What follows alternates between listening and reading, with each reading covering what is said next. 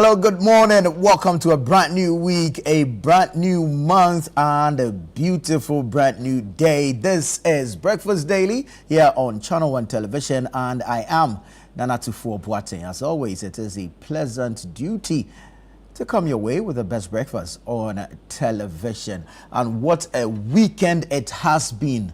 Boy, nothing short of fantastic. Absolutely amazing fare we've had over the weekend. And I've run out of words to describe what we witnessed at the Afua Sutherland Children's Park over the weekend. A 3-day Agri fair, and Ghanaians showed up. You guys showed up, and we're extremely grateful to you. I want to say thank you to everybody that took part in the Agri Fair 2025, the November edition, what we call the Agri Fair 2.0, and what I personally call the Bronya Bonanza. You guys came, you guys shopped, and you guys had fun. Thank you so much to all our patrons. Thank you so much to our exhibitors, and special thank you to our sponsors and supporters for being part of the Agri Fair 2025, the November edition. The Afua Sutherland Children's Park came alive with thousands of Ghanaians, thousands of humans who came to shop fresh from the farm. Talk about your meat, your goat, your cow, everything some. It was just amazing. In fact, when I thought I had gone around every single stand, then I realized that there's more in the back. Over 140 exhibitors. Woo! It was simply amazing. And we want to say thank you to everybody. And for the Agri clinics, as for the Agri clinics, boy, oh boy. The class on snail farming, on piggery, on fish farming, on poultry. Absolutely beautiful. And you see, when you go behind the stands, all right, where the exhibitors are, that's where you see the kebab people. The sizzling kebab that was going on. What? I don't know how to describe it to you, but if you didn't come to Agri Fair, I own. You see, and the prices were so affordable. Somebody came to look for turkey, right? But after they got a turkey, they went and came back and started buying any and everything from tomatoes to onions to bell pepper, just name it. They just went around buying because, you see, when the Christmas period sets in, there's so much traffic in Accra. And to get to the Mokolas and the Tudus and the Agbogloshis, Charlie, it's this war. So people took advantage of the assembling of all these produce, fresh farm produce, and did their Christmas shopping right at the Afua Sutherland Children's Park. And we want to say thank you. We cannot thank you guys enough. You guys are amazing. You always show up when we call on you, and we are ever grateful to you. So once again, thank you to all our sponsors. Thank you to our exhibitors. Thank you to our patrons and everyone else in between that came to support the Agri Fair. We're eternally grateful to you, and we pray and hope that we keep this bond that we have established at the fair going. So let's say thank you to our sponsors, the Horticulture Business Platform, HBP. I want to say thank you to Development Bank Ghana, DBG. Thank you to Legacy Crop Improvement Center, LCIC. Thank you to Gersal. Thank you to Ghana Exim Bank. And thank you to Agri Impact Limited. We're grateful to you for sponsoring the Agri Fair. And of course, thank you to Twellium Industrial Company Limited, also showing up to support the Agri Fair. It was amazing. It was a huge success, and we credit it all to you. We couldn't have done it without you. And so we say thank you and thank you. Now, on to the next one. The next big one that is happening on the 24th of December at the Good Park near the Accra Mall. I'm talking about the Situation All White Party 2025. Listen, If you felt the vibe at the Agri Fair, come enjoy the groove at the Situation All White Party. Come, let's party the night away, let's boogie down, let's burn some calories, and of course, let's recount the year and the blessings that the good Lord himself has bestowed on us. So here's what's going to happen. Akwabwa is going to be there to treat you and serenade you to some wonderful, wonderful tunes. Then, of course, the hit maker, songwriter, just name it. Kofi Kenata is the man I am talking about. He's also going to be there to treat you to some made in Tadi music. You get what I'm saying? Yeah, he's also going to be there. And if you felt in Chin Chin Band last night, all right, at the Agri Fair, they tell me that was a warm-up. It was a precursor for the Situation All White Party. They were just, testing their vocal cords. They were doing sound check with the Agri Fair to prepare for the Situation All White Party. So guys, there's a lot ahead on the 24th night. It's Christmas Eve. Let's lose, let's down, let's party. When it is 12 a.m. as we step into Christmas Day itself, Perez Music is going to usher us into the new day, into the celebration of the birth of Christ, and it promises to be totally exhilarating. If you know Perez Music, leaves no stone unturned, electrifying performance each and every time, and that's why we entreat you to join us there. Then after we step into the Christmas Day, we got to celebrate it properly. And guess who's the man to lead us into that celebration? Not your regular DJ. DJ Mingle is going to be on deck. He's going to be behind the set. He's going to be on the ones and twos. He's going to play all the tunes that put you in the mood and set you up for a groove, because it's party night on the 24th night. Situation All White Party happening at the Good Park near Accra Mall on the 24th of December. All you have to do is to call us and make your reservations, all right? Book a table by calling the number 0205-973-973. 0205-973-973. We have some wonderful table packages, and boy, you have to be there to feel the groove, all right? Let's say thank you to our sponsors, EcoBank, Bethel Logistics, Hallmark Cafe, for holding us down on the Situation All White Party. They have promised some amazing stuff, and of course, coming together to help us push this agenda is just beautiful. The Situation All White Party is brought to you by Channel 1 TV and 97.3 City FM, and it's sponsored by EcoBank, Bethel Logistics, that's Bethlog, and Hallmark Cafe. Call the number 0205-973-973. 0205-973-973, and let's meet you there at the Good Park near the Accra Mall on the 24th night. Gates open at 8 p.m. sharp. No delay. You understand? Because although the party don't stop, the party won't wait. You understand? So come early and let's jam out the night away. We'll see you on the 24th night at the Good Park near Accra Mall for the Situation All White Party 2025. All right, now let's show you an easy way to have access to the news. Go onto the Google Play Store and download the Channel 1 News app from the Google Play Store and have access to the news. It's relevant, it's factual, it is accurate, it is timely, and of course we update it by the second, per the minute, by the hour. So go onto the Google Play Store and download the Channel 1 News app and enjoy some relevant news, accurate, factual news from Channel 1 Television. Now talk about the news. The newspapers are here in their numbers, so we're going to run you through the front pages and leave it to you to go to a newsstand near you, grab a copy, and get the details of the stories. So we're starting off with the Daily Graphic newspaper, which front page says, remove SP, EC chair, 2 deputies, 10 petitioners appeal to president. Charlie, the petitions are coming in fast against the OSP. The SP. The SP runs the OSP. So the special prosecutor runs the office of the special prosecutor.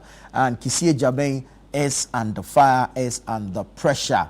Likewise, Jean Mensah and her 2 deputies at the Electoral Commission also under fire. And so Daily Graphic says, remove SP, EC chair, 2 deputies, 10 petitioners appeal to president. Other stories on the front page. Respect mission schools' rights. Presby moderator urges Ghanaians. Laurentia Sahene honored at 25th National Tourism Awards. And then you have provide KNUST financial clearance to recruit more staff. Asante Hene urges government. So that's on the front page. When you go to the back page, you have a number of sports stories there as well. So go grab a copy of the Daily Graphic newspaper and you get the details. Let's go to the Ghanaian Times next.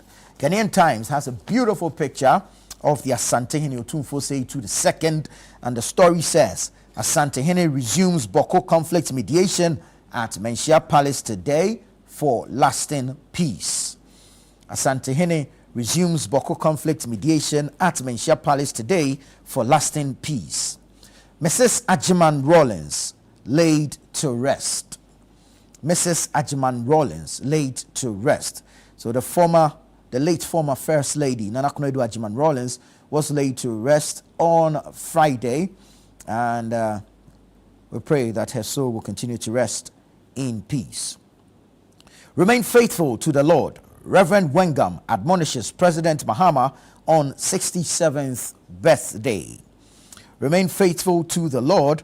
Reverend Wengam admonishes President Mahama on 67th birthday. Youth Development Ministry launches 2 initiatives tomorrow to drive agri-food innovation. Youth Development Ministry launches 2 initiatives tomorrow to drive agri-food innovation. Ho set to host National Farmers Day. Ho set to host National Farmers Day. And of course, some sports stories on the back page as well. Let's go to the Chronicle. Chronicle newspaper. Referral of Osahene to Privileges Committee. It's cynical and diabolical, meant to weaken the minority leadership. That's according to Mama Pat, Deputy Minority Leader, that's Patricia Appiah-Jay. Referral of Osahene to Privileges Committee. It is cynical and diabolical, meant to weaken the minority leadership. Frimpong Boateng calls for national consensus to tackle Galamsey crisis. Frimpong Boateng calls for national consensus to tackle Galamsey crisis. AG cries over judgment debts. As the Attorney General cries over judgment debts. And our scripture for today is from the book of Ephesians, the chapter number 5, the verse number 11. Take no part in the unfruitful works of darkness, but instead expose them. Take no part in the unfruitful works of darkness, but instead expose them. Ephesians 5:11. May the Lord bless the reading of his word. So that's it for the front page of the Chronicle newspaper. Let me take you to the Daily Guide. Daily Guide. Okay. MPP politics, the campaign is heating up. They have just about a month to go. They go to the polls January 31, 2026. And so all 5 contestants have intensified their campaigns. This morning, the Daily Guide is with Dr. Yawase Aduchum. And the story says, Ashanti Surge boost Aduchum's flag bearer bid. Ashanti Surge boost Aduchum's flag bearer bid. 51.27% fail WASSCE maths. Pass rate drops. 51.27% fail WASSCE maths. Pass rate drops. IET honors tall bust for outstanding leadership. So that's Edmond Combat. He's been honored by the IET for his outstanding leadership. Church of Jesus Christ kickstarts Light the World initiative with Miracle of Christmas. And then you have 2 police officers jailed 13 years over narcotics. 2 police officers jailed 13 years over narcotics. So that's it for the Daily Guide newspaper. I'll take you to the news center. Elvis Dakon's news center. WASSCE failures surge. 220,000 miss university cutoff grades in 4 core subjects. WASSCE failures surge. 220,000 miss university cutoff grades in 4 core subjects. Hey. Also, 146,137 WASSCE subject results withheld or cancelled. 143,137 WASSCE subject results withheld or cancelled. So get the figures right. 220,000 miss university cutoff grades in 4 core subjects, and then you have the results of 146,137 either withheld or cancelled. Nana Akufo-Addo State funeral draws global and local dignitaries. So the funeral was held on Friday last week. Kenafama CEO Dr. Nsia Poku elected new AGI president. Congratulations to him. Jabesh Emisa Arthur receives Lifetime Energy Awards. First Bank CEO calls on Mahama, pledges support for economy. So that's the News Center newspaper this morning. Let's go to the Herald. The Herald says, Mahama government silence deepens IGP's post-retirement contract mystery. Mahama government silence deepens IGP's post-retirement contract mystery. Oil drilling giant warns Ghana's energy minister over Kevin Ochere's Springfield. Nana Akufo-Addo's life of service, courage and advocacy celebrated. Bust Energies wins coveted energy award. Samia Wuku jabs NPP flag bearer aspirants. Baumia not faking humility to get power. So that's the Herald newspaper. Let's go to the Ghanaian Publisher. Ghanaian Publisher says, hands off Apheno Markin. Minority accuses Speaker of back-end plot against their leader. Hands off Apheno Markin. Minority accuses Speaker of back-end plot against their leader. Then you have Baumia doesn't fake his charisma. That's Samia Wuku speaking there.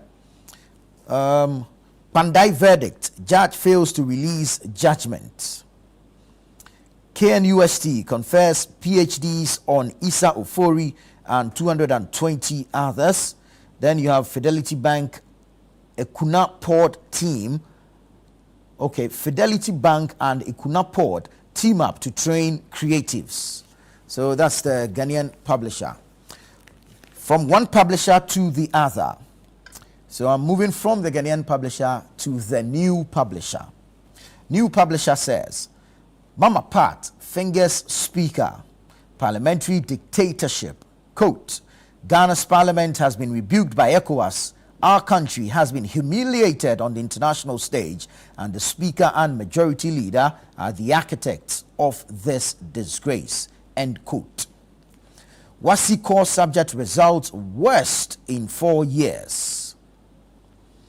IGP Yohunu is not dead. Lightwave shutdown leaves hospitals frustrated.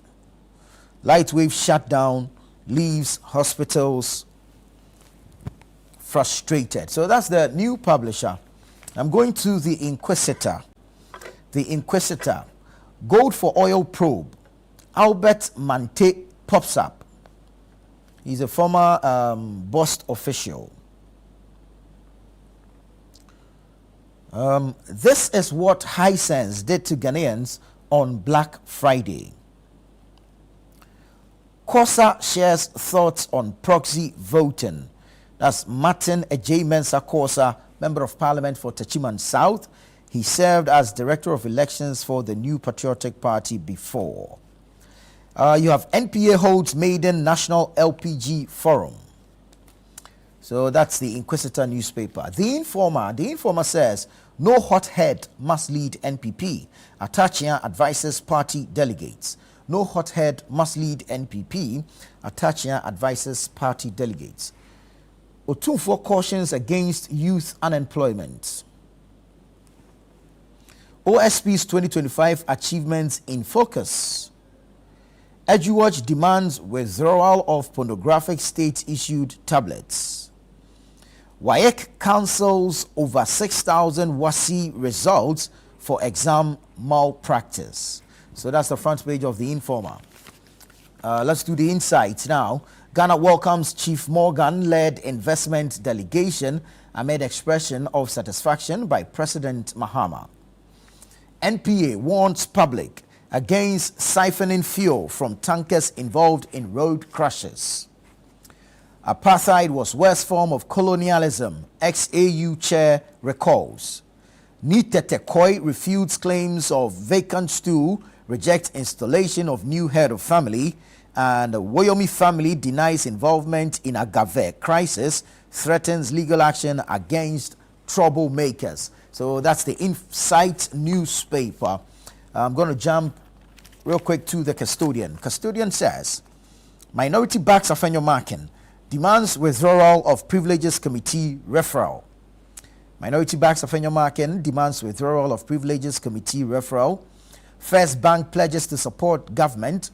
Akufo-Addo eulogizes trailblazer Nana Konadu. WAEC releases 2025 WASI results, cancels results of 653 candidates. All right, so that's the Custodian. Republic Press, Zipline deal shaky as questions arise over drone delivery contract value. Kene Japan, Baumia camps clash over Thatcher's remarks on presidential temperament. Games rollout gains momentum as 20 hospitals go live. No student should be forced to change faith. Efia MP weighs in on Wesley Girls case. IGP is not dead. That's according to Ghana Police Service. WAEC cancels results of 6,296 WASI 2025 candidates as 35 face prosecution. I'll take you to Business and Financial Times, BNFT. State losing revenue as foreign retailers bypass GIPC Act 865. State losing revenue as foreign retailers bypass GIPC Act 865. GRA boss pledges simpler, more predictable tax regime. Haptel expands to Sunyane, Techiman, and Takwa, growing its reach to 11 cities. And then your First Bank Group CEO meets BOG leadership, reaffirms support for stability and growth. So that's the Business and Financial Times. Let's go online and pick a few stories from channel1newsonline.com. Fair prices, record sales. Agri Fair wraps up with strong public endorsement. Fair prices, record sales. Agri Fair wraps up with strong public endorsement. Prempeh College seeks government's help to address infrastructure challenges. OT travelers, we need a reliable ferry. WASI 2025, core subject performance drops to lowest levels in 4 years. Agri-Fair has exceeded our expectation. That's according to Legacy Crop Improvement Center, LCIC, one of our sponsors. Promoting local produce key to Ghana's growth. DBG hails Agri-Fair, that's the Development Bank Ghana. Ghana Police Service debunks false reports of IGP's death. And then you have day 3 of the Agri-Fair in pictures when you go online. UMAT develops technology to clean Ghana's Galamsey polluted rivers. Court sentences 2 men to 17 years each for robbery at Agbazo. Mahama marks his 67th birthday with hospital visits and gifts to child patients. Galasota School near collapse as 350 pupils learn in deplorable condition. Let's go to citynewsroom.com. Citynewsroom.com. 3 days of innovation, fresh produce, and bold economic possibilities for Ghana. And this is in reference to the Agri Fair. Tewu GH condemns KNUST chairman's bid to declare himself national leader. Boko accepts Asantehene's verdict to restore peace. That's the MP for Garu speaking there. Tension at ARB Apex Bank as staff press BOG over delay in MD's contract renewal. Asantehene ends final Boko mediation today. Delayed contractor payments heightening credit risk for banks. And then Gesal says our mandate drives us to support Agri Fair. Then you have Agri Impact applauds Agri Fair for boosting partnerships and public engagement. And we'll show up for Agri Fair even if no one does. This is Legacy Crop Improvement Center, LCIC. So go to citynewsroom.com, go to channel1newsonline.com, and you get details of all these stories and several others. This is Breakfast Daily here on Channel 1 Television. Stay with us. We'll be right back with the news review segment.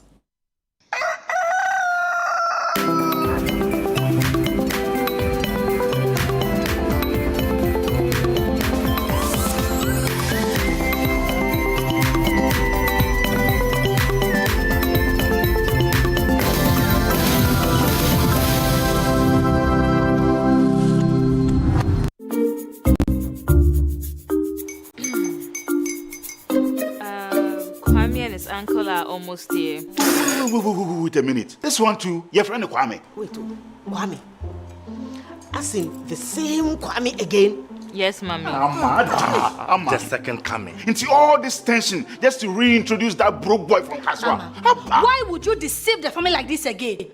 Now I understand the whole delay. Troll from Kaswa. Why wouldn't he be late? Or being late? Of course.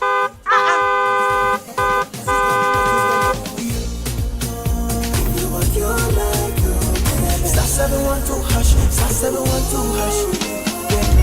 You go be the luckiest. Go be from Georgia, be luckiest. From not the cause she be luckiest. Yeah, you go be luckiest. No matter what the luckiest. Everybody go be the luckiest. That's Kwame! Send your God the apple boom. If you put it toy, so would the coming of the Son of Man be. Is that his car? Ha! Even now, your shadow the way designer. I use my own mouth to reject him. Oh, this is my mouth. Look at that. Kwame, my son. Now, tell me the truth. How did this all happen? Oh, mommy, simple direction. Mr. Good Luck no check me well. Yeah, man. Easy kwa. Or dial star 712 hash. The devil is a liar. He picked his ticket and entered his lucky 5-digit number. I'm his birthday. Oh, how romantic. And he followed the prompts. Yes. And then boom, confirmation test. One quick, pick 5 numbers for me, okay? I'm feeling like 7. Dial star 712 hash. Choose your ticket. Enter your lucky number. Follow the prompts and let destiny handle the You see how they love you now? Yo, do you have family payment seminar? Before December, may release a motivational album. Patapa, my super. This promotion is regulated by the NLA on the Caritas platform. This Christmas Eve, skip the ordinary and step into the extraordinary. Welcome to the Situation All White Party 2025, where the music never stops, the energy never drops, and the fun never ends. Celebrating grand style with great music, irresistible food, and an atmosphere that screams good vibes only. Date 24th December 2025. Venue Good Park near the Accra Mall. Time 8 p.m. till late. Dress code, it's an all-white affair. Get ready for electrifying live performances from Kofi Kinata.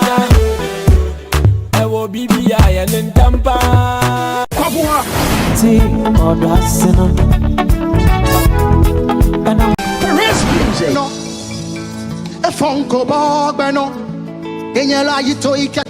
In Chin Chin Band. And DJ Mingle.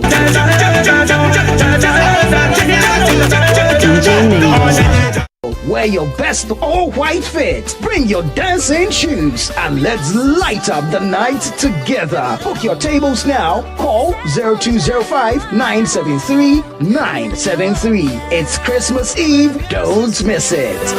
The Situation All-White Party 2025 is powered by Channel 1 TV and 97.3 City FM. And it's proudly sponsored by EcoBank, Bethel Logistics, and Hallmark Cafe.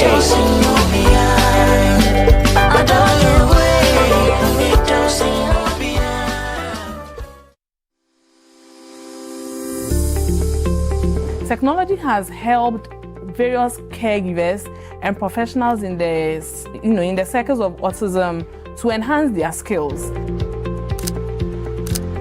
It will enhance their social interaction through virtual meetings. The cost of the equipment needs to be made affordable, cheaper, so that people could use it and access it. A lot of people can use, like we are able to use short code, which is that once you have average network to even send SMS, it is able to answer certain questions. People at the rural end should not be left out, because that would actually reduce this rural urban migration. Welcome to EdTech Monday. This is a platform for education technology discussions, and we have a focus on policymakers, entrepreneurs, and educational ecosystem. EdTech Monday is a platform created by the MasterCard Foundation in partnership with Mest Africa to bring EdTech entrepreneurs, policy stakeholders, and government together to deliberate on important issues within EdTech. Watch EdTech Mondays on Mondays at 7 p.m. Brought to you by the MasterCard Foundation in partnership with Mest Africa, only on Channel 1 TV.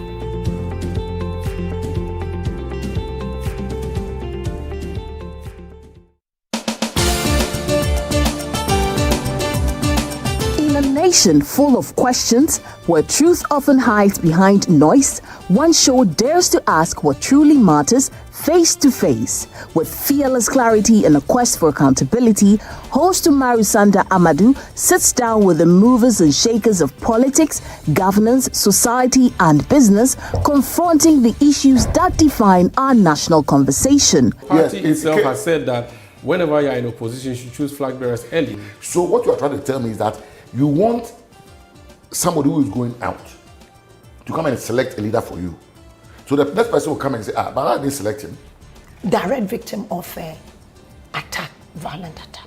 Where and when? The first one happened in Parliament. I was pregnant. Now, for me, it was legitimized by a radio or TV station giving her a position to work. So for you, take issue with GH1 and what and giving her the platform. That is where the minority is. We are on them. We've asked questions. President Mahama will be a mean president if he prioritizes only his children and these people. He needs to demonstrate a Ghanaian government. Every Tuesday at 9 p.m., join Umaru Amadou on Face to Face as he digs deeper, challenges power, and reveals the stories shaping Ghana's future.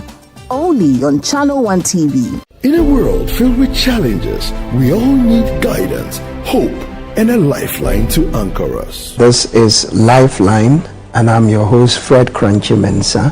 For social issues, relationship challenges, and family matters, Lifeline is here to inspire, uplift, and guide you on your journey. Where we give you support, where we hold your hand through the valley and through the thick and thins of life. Join Bishop Fred Crunchy Mensa. I welcome you especially to Lifeline. Every Tuesday and Thursday at 10 p.m. right here on Channel 1 TV. Let's walk this path together, strengthen our faith, our families, and our lives. Lifeline, because every soul deserves a guiding light. Tune in to Lifeline on Channel 1 TV and let's grow together.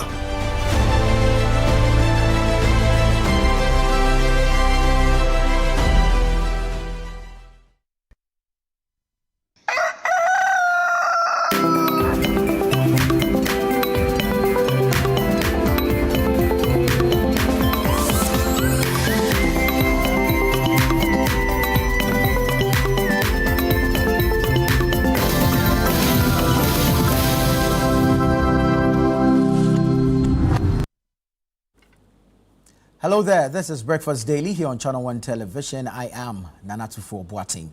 It's time for the news review segment where we get to have a conversation around some of the topical issues. We invite the right guests, we ask them relevant questions, and we bring different perspectives to the matter. We invite you to join us with your thoughts, your comments, your contributions via the WhatsApp number. And you can join us also on socials. We're on Facebook, we're streaming live on YouTube. We're very interactive on X, we're engaging on Instagram, and you can catch some amazing video content from Channel 1 TV on TikTok. We're going to go straight into it. I'm going to say good morning to the gentleman in studio, and then we'll begin the conversations. Elvis Dako is here. He's the editor of the News Center newspaper, newscenter.com. Seated next to him is Wanda Madilo. He's a member of the NDC's communications team. And then we have Ibrahim J. He's a former assistant secretary at the office of the former president, His Excellency Nana Addo Dankwa Akufo-Addo. Gentlemen, good morning and welcome. Good morning, Nana. It's good to have you. Good. How was your weekend? Weekend was good. It was quiet. Was it? Yeah, but it was good. Yeah, Wow. eventful, productive, and so we thank Allah. It's good. Alhamdulillah. Wanda, Yeah, I'm very. how was your weekend? Very engageful. Yeah, you just. I'm very engaged. I was very tired. You're engaged. I had to cook. I cooked Eh. over the weekend. Yes, you should taste it. I'll try You it should have Sunday. a feel of it. I'll did try it some- Sunday. Did some good dishes. You should have come to the Agri fair to shop some fresh farm produce. As a matter of fact, it escaped me. Honda. It was when I was going to bed. I listened to the news and I said, "Oh, today's the day," and it was too late. Really, I would have done that. Last year I was there. You missed out. Yeah, You last missed year I was out. there. You but missed this out year seriously. I You missed missed out. out seriously. How school? Did we travel? Yeah, my weekend was very, very stressful, and I had to travel to the village because my aunt had a medical emergency. Oh, okay. And I had to go and look at the situation and see what we can do. Finally, we were able to transfer her to Kolebu. As at yesterday evening, God willing, there's some improvement. Very well. But the sad aspect is that the whole district hospital for Sabdine, which is at Peki, lacks a lot of things. Labs they are supposed to do, they don't have what they take to do it. They don't have machines to do CT scan and other things. And therefore, the things they are supposed to do to support my auntie's health recovery, it means that they have to, if she's supposed to stay at the hospital there, they have to put her in an ambulance and drive all the way to go and do a CT scan and bring her back. And if 2 days time another doctor recommend another test, which they don't have, they still have to drive her back to go back and forth. So having listened to the explanation, I said, no, then it's better I take her to a place where these facilities are nearby that can easily. I say we need to fix our health system, and if a whole district hospital lacks all these things, and as a country we think it's okay, what we are doing is that we are just pretending to be offering healthcare, but we are actually using the system to kill people. And I think that's something that we have to look at. Very well. The Agenda 1 hospital being built at Pebe, which is the district capital, is almost, the fiscal structure is almost done. But since this government came to, there's nothing said about Agenda 1, what is going to be done.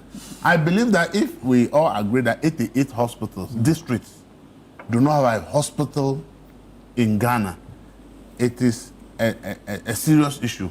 I'm sure the government has its own plans to address It's not something that this we should matter. be doing Right. NDC NPP with. Let's go into our business for today. Let's go into our business for today. We're starting off with the Zipline medical drone delivery services. The majority leader is not too excited about this deal. He says he's not for it, and he's actually pushing that the contract be terminated. The former health minister, Dr. Bernardo Koboy, I've heard him speak on this matter, and he says that this is an essential service which should not be cancelled. Ibrahim, I'll start with you. The majority leader in his explanation thinks that we can resource the Ghana Health Service to be able to perform this particular function that we're paying over 170 million to Zipline to do. Quick thoughts. Good morning once again, Nana. Good morning. Respectfully, the Honorable Member of Parliament, Majority Leader, am I right? Yeah. Mahama Yaraga. Yes. Is ill-informed. How so?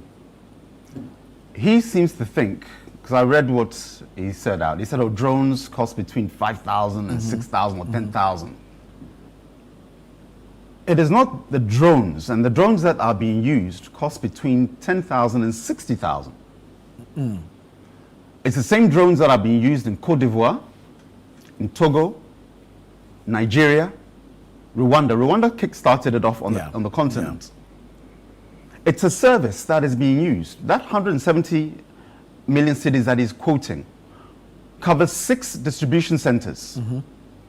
It's done over 500,000 flights since its inception by His Excellency Alhaji Dr. Mahamudu Bawumia. 12.2 million vaccines have been distributed in that time. In Ashanti region alone, 162 deaths per year, maternal deaths, were being recorded.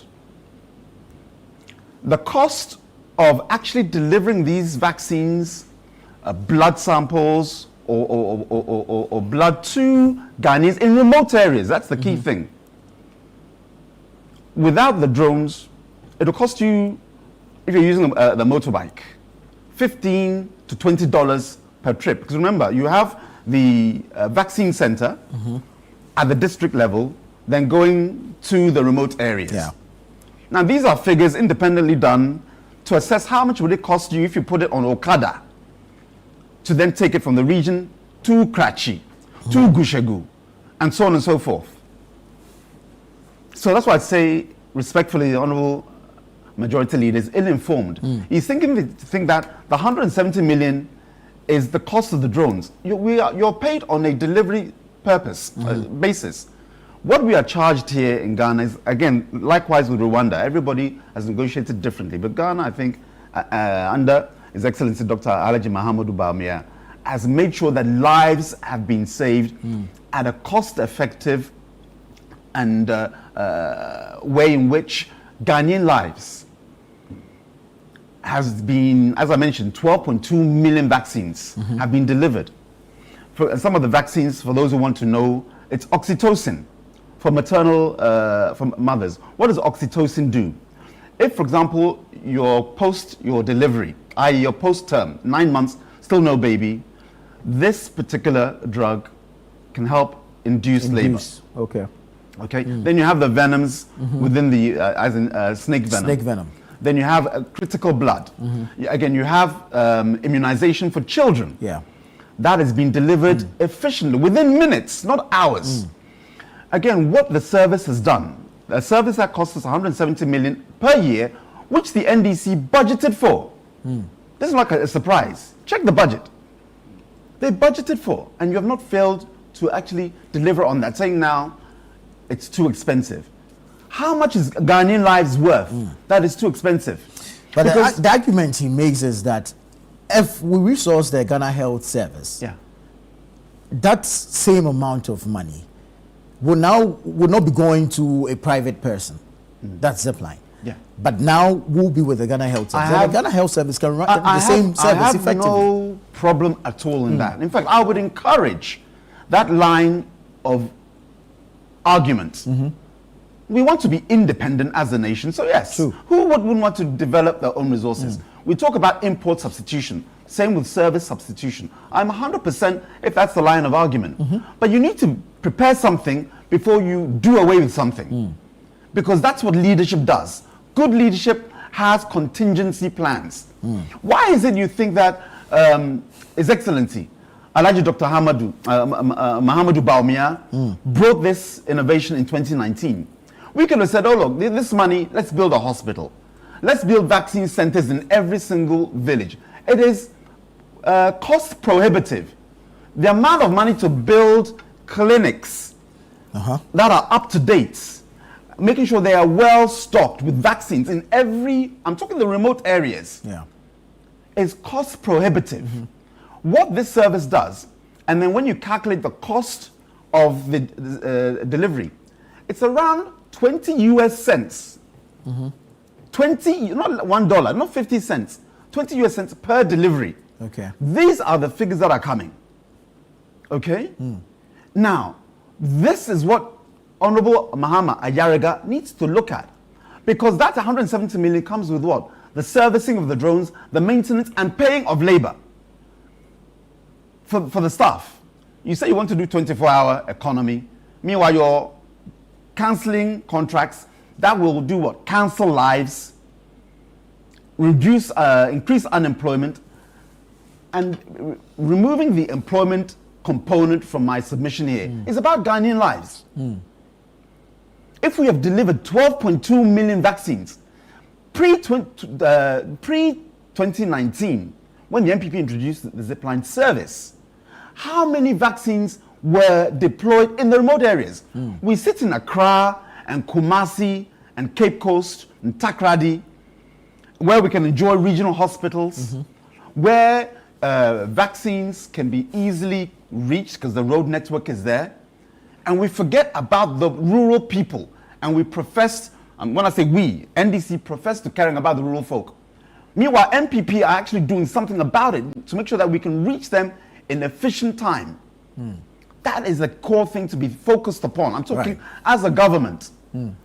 How much is a Ghanaian life worth that you want to say that 170 million is too much? And the services, I say, it's the drones, the maintenance, salaries, distribution centers that are being manned across the 24-hour period. There was a time when they called something you have stock out. Stock out is this: there's a rural clinic where vaccines are out. They're finished. And it takes them about 7 days for vaccines to reach them pre-Zipline. Okay. Because it's not, when you say I'm out, what happens? Somebody has to get the vaccine, find you the lugu-lugus, and deliver it. Oftentimes it can be 7 to 10 days before the vaccines are replenished. Now that stock out has been reduced by 60%. So what will take 7 to 10 days now, within 2 days, your stock has been replenished via Zipline. This is something that I think the Honourable Member of Parliament for Boku should reassess his priorities. And I'll land on this point. We have a Minister for Communication, Sam George, busy negotiating DSTV packages, which fell flat on his face. Because DSTV did not bulk, they rather gave you a repackage, say that if you're on the Paddy and the other services, they bump you up. They bump you up. Why am I giving this example? What Aulo Mahama Ayarika should do is this: negotiate with Zipline for the cost of the service. Because when NDC were negotiating DSTV, they saw the need to renegotiate instead of just cancelling. So the few wealthy people generally in Ghana who subscribe to DSTV, you rather channel government's efforts so people can channel, change channels, instead of channeling government resources into speaking, negotiating, or renegotiating with Zipline to get maybe better terms. So you agree that the terms can be renegotiated? Of course. It's a business. It's a business. And as I'm saying that, having a contingency plan, Nana, why not encourage Ghanaians to also enter this sector of medical health delivery? Nobody's saying that Zipline should have a monopoly. There's a lot of investment there. As I say, it's replicated in Rwanda, Cote d'Ivoire, Togo, Nigeria, and Kenya. Why not encourage others to say, there's enough market space, you, Nana Tufo, as an entrepreneur, to enter this area, and we, Ghana Health Service will pay you to deliver vaccines and save Ghanaian lives. And we have to be certain, if he thinks, and I'll land on this for the last 30 seconds, if Honorable Mahama Yaraga says that we can do it by ourselves, which we can, then what about other service areas where we have foreign entities providing a service? Independent power producers. Why not get rid of all of them? Get rid of all of them and make sure that we actually generate our own power. Exigencies of time. I mean, Sure. one thing at a time. Thank you. So yeah, it's just like now there's the Ghana Health Information Management System, Yes. which the health minister has brought to replace Lightwave. So it's one thing at a time. But Wanda, let me come to you on your thoughts about this Zipline contract and the majority leader's call for termination. First of all, let me extend my heartfelt greetings to my studio colleagues. I see Ibrahim is so excited and very, very, very upbeat about this Zipline deal. But he will recall in 2018 when this deal was brought to Parliament, a lot of people spoke, their mind on this issue, how that it was expensive, and I'm going to take my time to give you some figures that would help us, in the discourse. In 2018, when this bill was brought to Parliament, they were asking for 12.5 million US dollars. That's the startup. That's how much government was supposed to cough. So that was coughed for the project. Fast forward, every year government pays on average 170 million Ghana cedis. How much does it cost to build one Agenda 111 project? He sat here and talked about Agenda 111 in his village, and that government should do something about it. The entire cost of Agenda 111 is 10 million for many of them. 12 million. Yeah, 10 million, 12 million dollars per project for one of them. District hospitals. Hospitals with mortuary services, OPD services, pharmacy services, with all the ancillary services, including 3-bedroom, 8-house units. Right. That was the cost. And you are telling me that a drone project that should cost the nation less, that came as a result of the ineptitude of the Ghana Health Service at the time. Why am I saying this? There is technology today that we use to manage stock. What is stock controlling? Even when we didn't have technology, we used to employ people in our offices that do stock controlling. You know what is required today for the next week you plan, and you know what is the lead time and all those things. And we know there are companies like Toyota Ghana that have practiced this, we call just-in-time delivery and all that, where they are dealing with millions of stock. You're talking about Ghana Health Service, you're talking about from 2018 all the way to 2025, you're talking about delivering 12 million drugs. You saw on the TV what they were carrying. A drone was carrying one box. One box. And you know how much the delivery per cost, cost per delivery. It's $17. If you care to know. He was mentioning some 20 cents. $17. It's in the contract. Check it out. $17 per delivery. That's what we have on our hand. And so it is not the case that this Zipline thing has benefited Ghana in any form or shape. The monies that have been pumped, they calculate 170 million by the number of years we're talking about, plus the 12 million initial payment. And you know the annoying thing about this whole project, it didn't even have component where we talk about build, operate, and transfer. For a whole government that is really ready. And you know, the last time I was on TV with one of them, and he said, the drones were even used to carry mosquito nets. Like really, mosquito nets. Mosquito nets. Some say, they were used to deliver blood and all that. Come on, please. We're bigger than that. What I do know is that the Ghana Health Service, under the auspices of the medical system, has or does have warehouses in all the regions. What are those medical doing? stores? Yes. What are those doing in the regions? What's the essence of a medical store in the region? That medical store cannot plan for the region. Say in Volta region, we have one in O. You mean you cannot plan to know that in Keta or in Aflau, we have so and so number of people attendance to the hospital per month or per week. And these are the drugs that plan for it. Is that where we have gotten to? What's the distance from Ho to Aflau? What's the distance?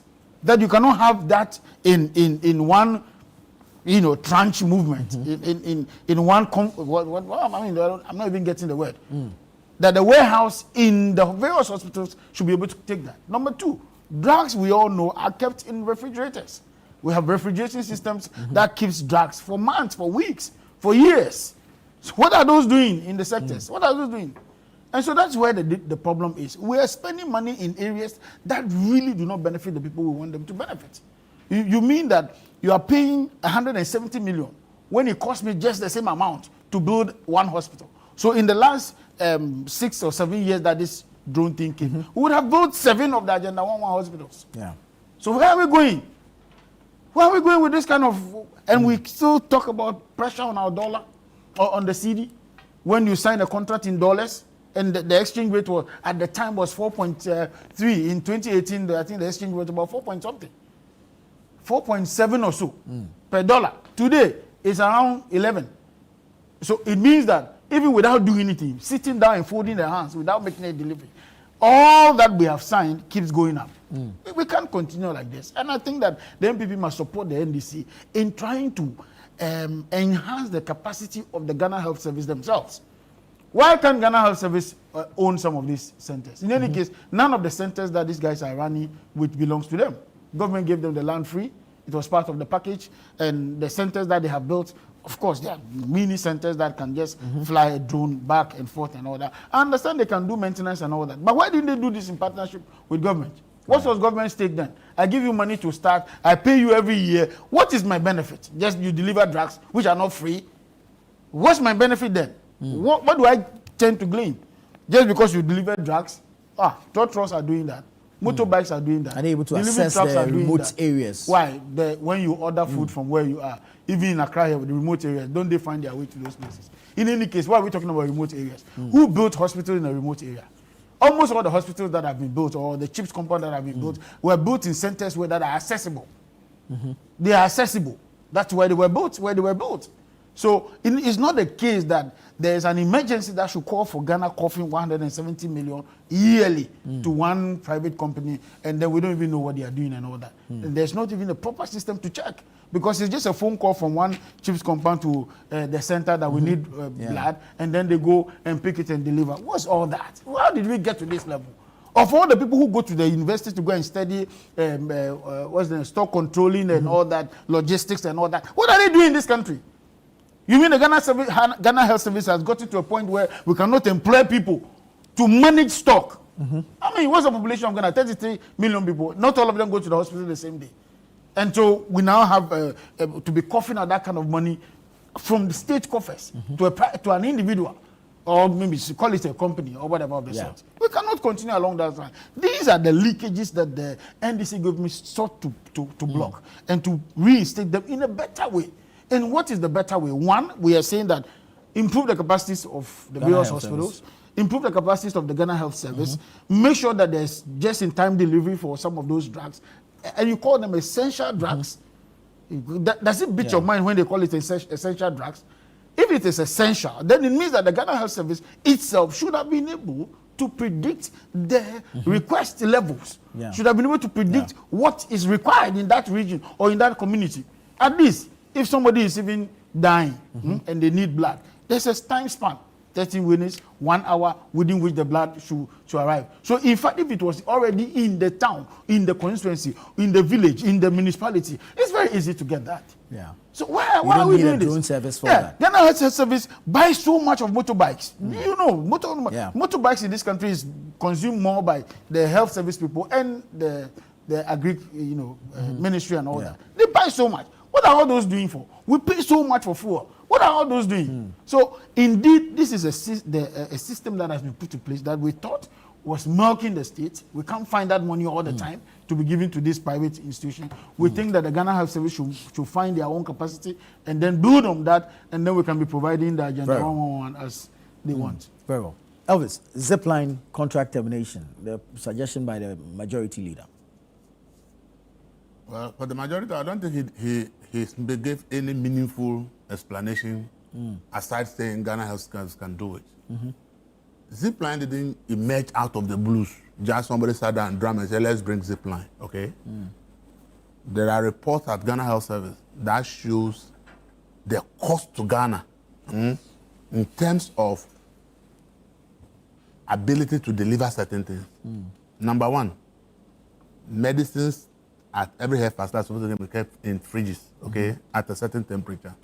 Ghana Health Service own report will tell you that most of these health facilities across the country, the fridges don't even function, and the medicine go bad, and we throw it away after paying for it, okay? That is huge. Most of the time when they have problems with electricity and there's no power, most of the facilities don't have any genset, so the medicines go bad, okay? There are reports in Ghana that show how much the state pays to buy medicines that go waste because of the non-functioning of fridges or the lack of fridges and lack of generators across the country. The Ghana Service have those reports, they know. There are reports to show that even when they are supposed to do what Wanda is talking about stock taking and everything, sometimes the hospitals run out of medication and people die needlessly. okay, because of the time it's needed. For instance, if I tell you about where my mother's home to Tongo, it's at the other side of the river, and beyond the river there are communities. When there's a snake bite, they have to put the person in a boat. The nearest health center is in my mother's village. If they get there, there's no snake, there's no venom, there's no anti-snake venom. We are putting the person in a car to the next hospital or clinic to find out where there is. If there's no, you keep the person and the person is dead. So a lot of work was done, and they realized that can technology bridge these gaps? Okay, can technology bridge this gap? Somebody delivers, and the blood group they are looking for, or there's somebody has an accident and needs blood. The blood group, the hospital doesn't have it at the time. They are looking for people to come and donate. The person is dying.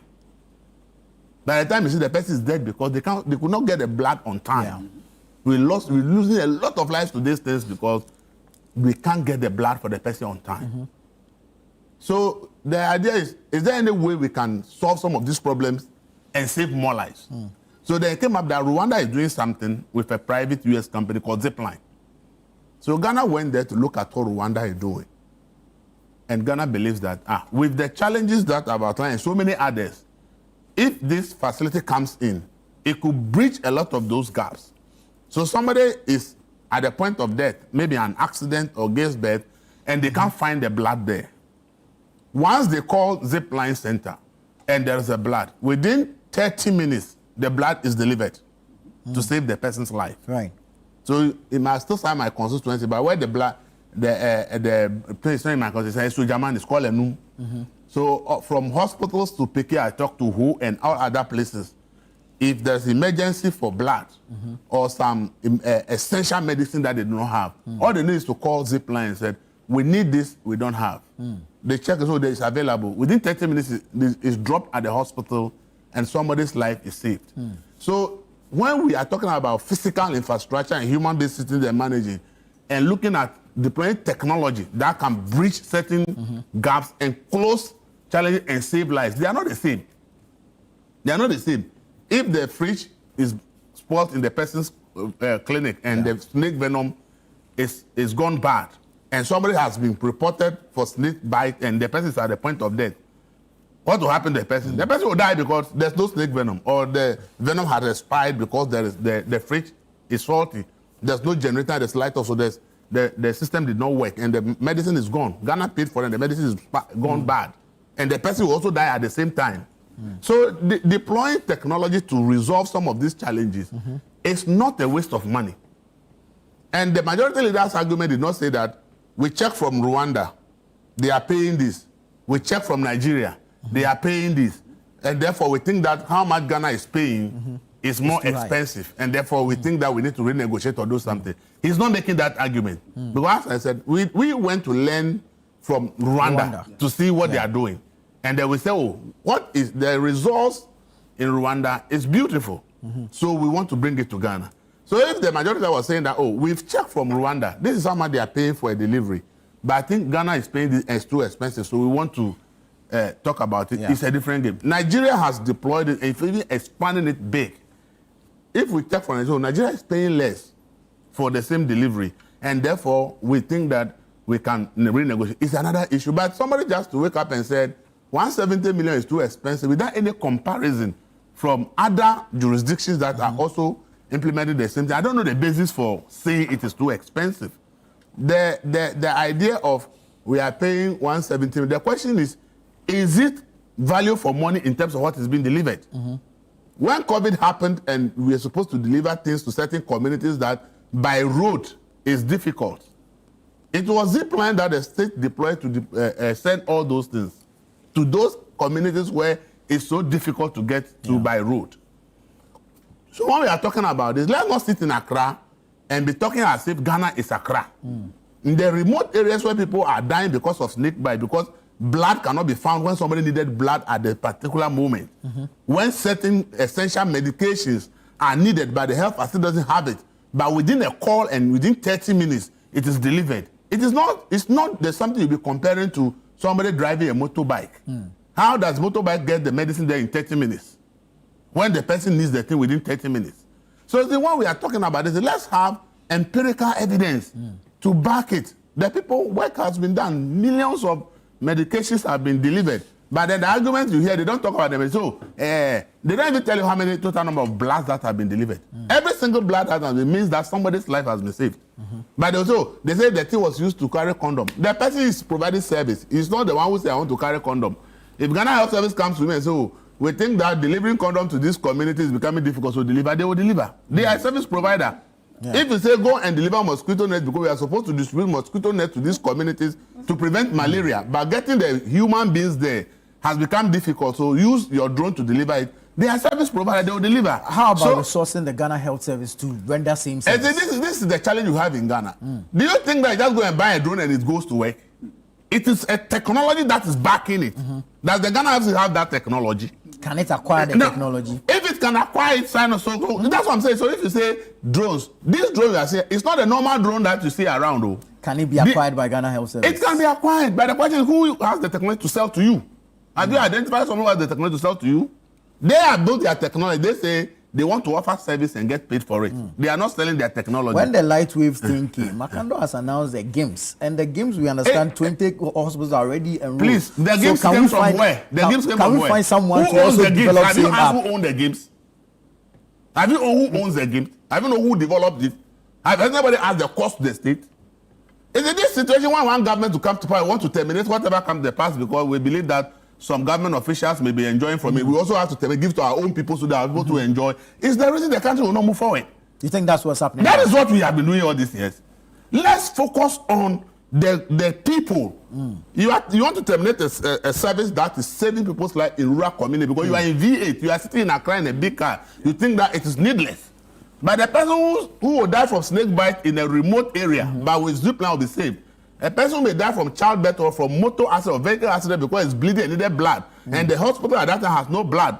But with a call to Zipline can be saved. You think that those people, their lives are not important. And that you have to use a system where whether they die or not is none of your business. Right. Well, I've told you that there are several reports in Ghana. When you look at it, you cringe about what happens at our health systems across the country. So if the world is moving to technology, and we can deploy technology to very difficult areas that it will save. Let's not just be talking about money. And as I said, if somebody comes out with a figure and say Rwanda is paying this, Nigeria is paying this, we are paying this, and therefore we are paying too much, we will look at the figures and go back. Just to make that statement without any evidence to back it, it's problematic because we cannot just wake up and make statements when we have no comparative data to compare. Thank you. So please, let's not. Let me add this. The Zipline that we are talking about, the U.S. government is now giving it $150 million. Okay, because with all the data they've seen from various countries,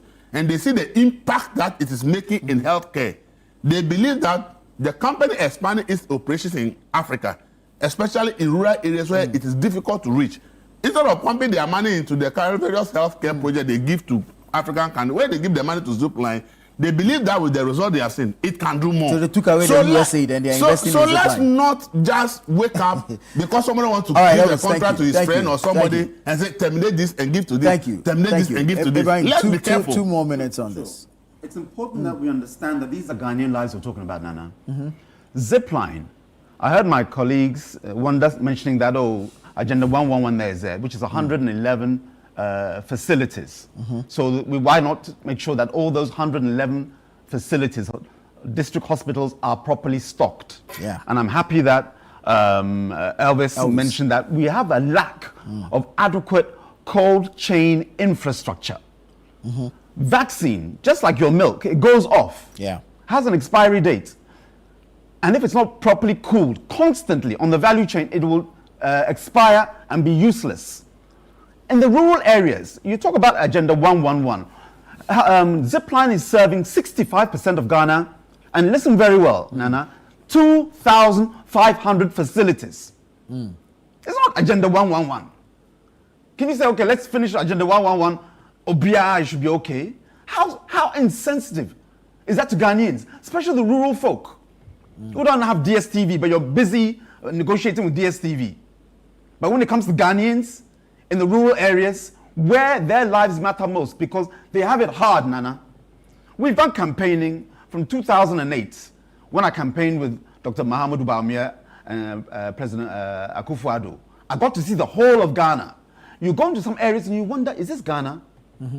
Some really rural areas who are like, it's like a world apart. Yeah. But we sit in Accra and we think we are okay. That is why we are into politics, to add value to the lives of the people who need it most. 2,500 in Lugu. I mean, some areas motorbike can't pass. If you have not traveled Ghana, you want the comment by wonder that you can just deploy Okada motorbikes. We bought a lot of motorbikes. You don't know Ghana. You don't. You think so? I know Ghana. No, no wonder. You have your turn. I'm landing here. Because that comment tells me that you are inexperienced about the terrain of Ghana. You have to go through some waterways, some riverways in order to get to some remote village. As I'm repeating for emphasis, there are 2,500 health facilities, not 111, that Ghana is saving lives since 2019. I don't know if there's, I'm happy Elvis brought it up. If there's any kind of, I doubt it. I doubt that they're trying to score political points. Dr. Mahamudu Bawumia brought this as save Ghanaian lives, and so somehow let's remove it because of money? You're trying to say that you can do it better? Why did I give the example that we can do our own power, but we have independent power producers, which they did under NDC, take or pay, which cost us $7 million, dollars every single week. Every single week we are paying because of take or pay. Likewise, buy water.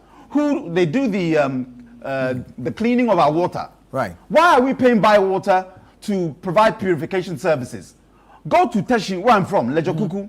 We have a desalination plant. It's been shut down. Yes, but I'm saying, why is it that we don't do our own?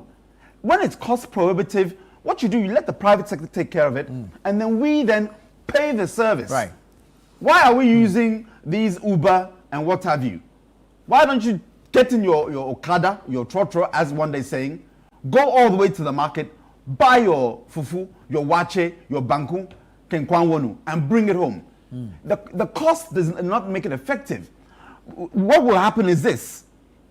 You have people, Ghanaians, dying, in those 2,500 facilities. And you're trying to say, I want to save small money, I'm in Accra, you can die, wait for me to deploy to 111 institutions.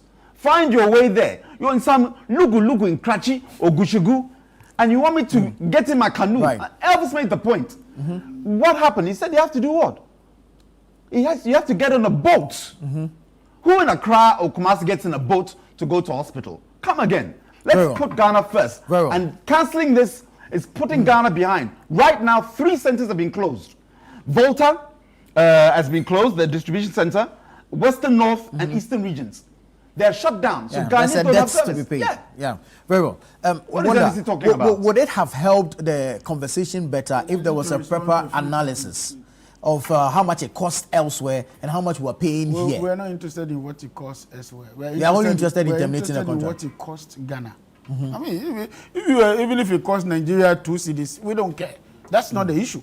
The issue is that what is the cost-benefit analysis to our budget? That's Ghana. And you don't think there's value for money in there? No, I'm going to go into the issues. We're not worried about what it costs elsewhere. I mean, that argument is flawed. That because it costs something in South Africa or in the US, so it means that what? Then I hear them say, oh, the US government is giving Zipline 150 million. The 150 million that is supposed to give it to use Zipline is not for Ghana. It is for their expansion in Africa, in rural communities. And therefore, that cannot be the case that, because they are doing well in Ghana, that's why they are giving. And it's actually a pay-for contract that is to be signed. Now let's go further. I am saying that there are 10,942 health centers in this country. Okay, 10,000. It costs only about 180,000 Ghana cedis to buy a 150 kVA generator. Okay, that's one. It costs only a maximum of about 10,000, 12,000, 15,000, or even 20,000 to get a standard refrigerator for the hospital. Okay, the two combined is 200,000. Divide that by what we are paying a year. We're paying 170 million. You will be able to produce for yourself over, let me just give the exact figures, over 850 of such, 50 kVA generator and a standard refrigerator. For the hospital. Okay, you can procure 850 out of the 170 million that we spent in a year for Zipline alone.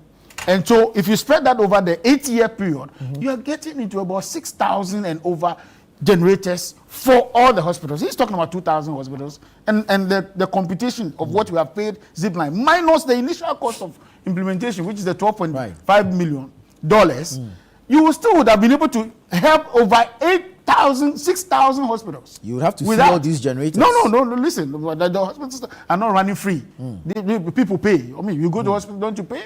You pay for your services. So it's not as though if you were a private person and you set up a hospital and have a generator, how do you fund it? Wouldn't you fund it? You will fund it. So it's not as though even the ones in Accra don't run on generator. We all run on generator. Even in your home. But you isn't pay this technology making No, life easier hold for on. Then we were talking about building hospitals. Now, Agenda 111, they were building how many? 111. By the time they were leaving office, they said they were building that in 1 year. 2 years, 3 years after they had left office, none was completed. And then I hear people go about the fact that we are cancelling contract because we are another government in power. If the deal is bad, it's bad. If it's fraught with corruption, it's fraught with corruption. If it has to be cancelled, it has to be cancelled. It has to be reviewed, it has to be reviewed. If we have to do something better, we have to do it. And in this Zipline occasion, we are saying that the deal is bad from the word go.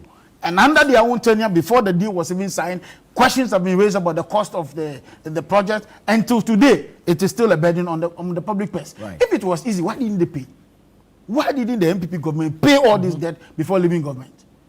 And you are talking about and the NDC wants to cancel and all that, and then you hear this emotional argument about, oh, it's in the remote areas. I know Ghana better than Ibrahim. He knows that better. I know Ghana better than you. There is no hamlet in this country that I haven't not somebody drove me. I drove to myself. Every corner of this country because of campaigns. So he won't tell me what. We are a socialist government. We are better placed.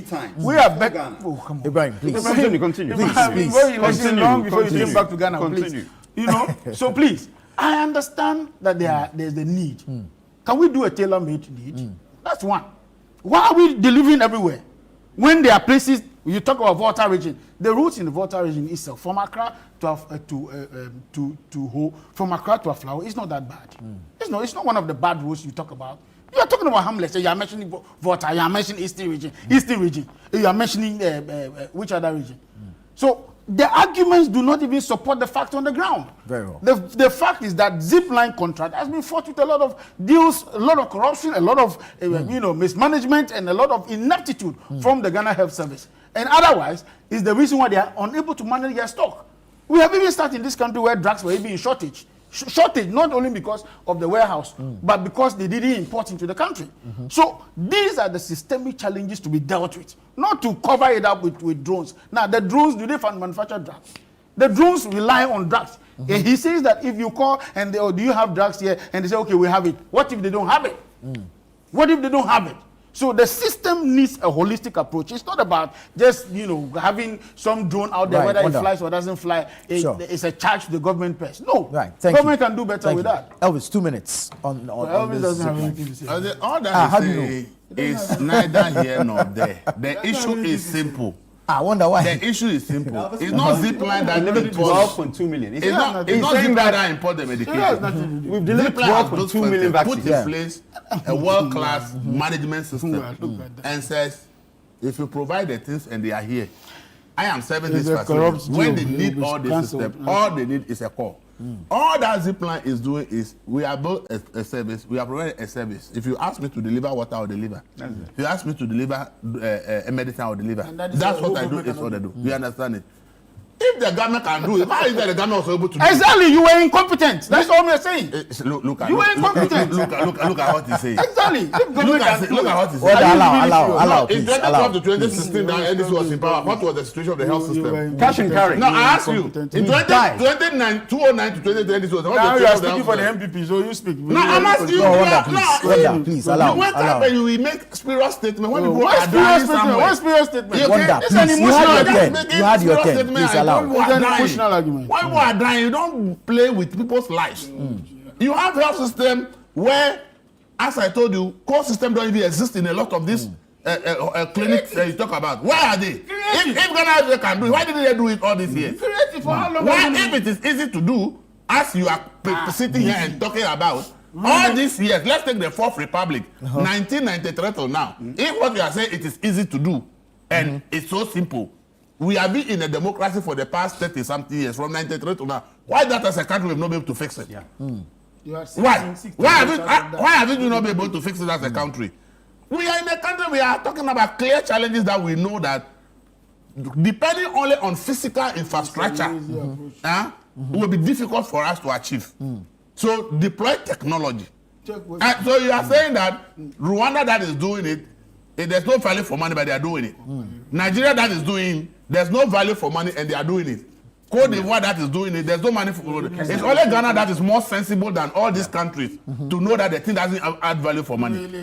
It's only Ghana that is more sensible than all the other countries that are implementing Zipline rules. That's why Ghana alone has found that it is not worth it. Please, let's understand it. In Africa and in West Africa, we know the challenges we have as countries. So everybody is trying to look for new ways to do it. So if Cote d'Ivoire is not saying that it doesn't offer value, Rwanda is not saying it doesn't offer value, Nigeria says it doesn't offer. It's only Ghana that is too sensible to realize that what Zipline is doing doesn't offer value. Doesn't make any sense to you. Right. Let's be realistic. Let's stop these kind of things of creating as if the thing is so. If it was so simple from 93 till now, I don't want any beyond 93. That we are in a democracy. Why is it that still there are so many hospitals clear that they don't even have common free to keep medication? Why is that there are so many hospitals and clinics around, they don't have a standby generator? If it is so simple to do as he's trying to say, in the past 30-something years that we are in a democracy, how is that we have not been able to do it? These are questions you must know. And ask like the thing is not that simple. So if there's an intervention that makes it better. You are talking about a motorbike riding from Ho to Aplau to go and deliver. You can go and say the roads are good. So if there's a blood in Trafalgar, regional hospital, and there's a hospital in Aplau that need the blood, and there's no blood. Now we have to give the one blood to motorbike to ride from Ho to Aplau to go and deliver. That's the argument he's making. That's a low blow, but you didn't. No, that's the argument you're making. That the roads are related good. No, that's why you are saying. Hold on. Didn't he say that the roads are related good? He said relatively good roads. So you don't listen. So the deliveries can be made. So can be made, and that motorbikes are available. He even mentioned trotro. No, he even said that trotro do deliveries. Is that not what he said? He even mentioned trotro. Please. You want to give blood. Okay, you finish. Let me make my point. You want to give blood to trotro to go and deliver. That is what he's saying here. Make your point. Please, you see, these things even have to be kept under certain conditions. Blood, if you are transporting blood, the blood itself has to be kept under certain conditions. Because it's not under certain conditions, before you get to the place, it's not usable. So if we are looking at technology, and there's a way technology can come in and help. I should be excited. Go look at the advanced countries now. Even food, in China now, food, you can sit here and order food and drone will come and deliver. So we should be looking at where the world is going. And stop thinking about building fiscal facilities and always sitting there. Somebody is a boss there who wants to know that this is my office and be clean. That is not where the world is going. Right, the world is moving far beyond that. Right. Even Zipline, even the U.S. government itself is working to deploy Zipline operations in the U.S., in America. It's very true. In America, you should read before you come on the show. In America, they're working to deploy. No, you hear the nonsense. He's saying it's not true. That's nonsense. Come on. We are all using the same media. So, you see, let's look at where the world is. We don't have to wait. The people leave us. That's what I'm saying. If Rwanda is using it, they are not saying it is not value for money. Cote d'Ivoire is not saying it's not value for money. Nigeria is not saying it's not value for money. What really is the problem? What really is the comparison is this? That Ghana it's only Ghana that found that the thing is not value for money. Right. When you all know, ask Akana to come and tell you how many hospitals. One that tell us how many hospitals in Ghana have cooling coaching facilities. Tell us. Very well. How many hospitals in Ghana have a standby generator? Let me take a few messages and then we can move to other issues. Now, there's a proposal to put up trauma and emergency unit at Peki Hospital to complete it into a district hospital. That idea was shelved by the previous government to start a new hospital at Beve in the name of Agenda 111. No week passes without an accident on the Sukuma stretch of the Eastern Corridor. We need an emergency unit immediately to save the lives of Elvis's auntie. This is Kojo from Peki. Polished version. Okay, this one says, I was heartbroken when the majority leader announced the cancellation No, it's a proposed cancellation of the Zipline contract. How could a senior leader even consider ending an innovation that puts our nation on the global stage? One that, you mean Kamala Harris highlighted during her campaign. What informs this decision to discard such a groundbreaking program? The Zipline company should share with the majority leader the data showing the success of its 21st century innovation so he can give the matter a second thought. Aminu from Nsawam said that. I always say the NDC is a business killer, and anytime the party is in power, it sees nothing good from its predecessors. NHIA, school feeding, free SHS, Ghana card, free maternity, and many others were all the creation of the NPP. This is Ahmed from Nima. Mr. Wanda Madilo doesn't understand how the medical stores work. I can speak of the Western region. A CHIPS compound located in Adanse will travel all the way to Takrady for vaccines, and those vaccines will not arrive on the same day. Kwaku from La Paz says, Elvis Darko should give us a break. Did he think the Ministry of Health did no value for money audit before recommending the termination of the drones contract? No, I'm not sure it's the Ministry of Health that recommended the termination. It is the majority leader who has put it before Parliament. Hello, good morning, Anna. Please tell the NDC man in your studio to stop it.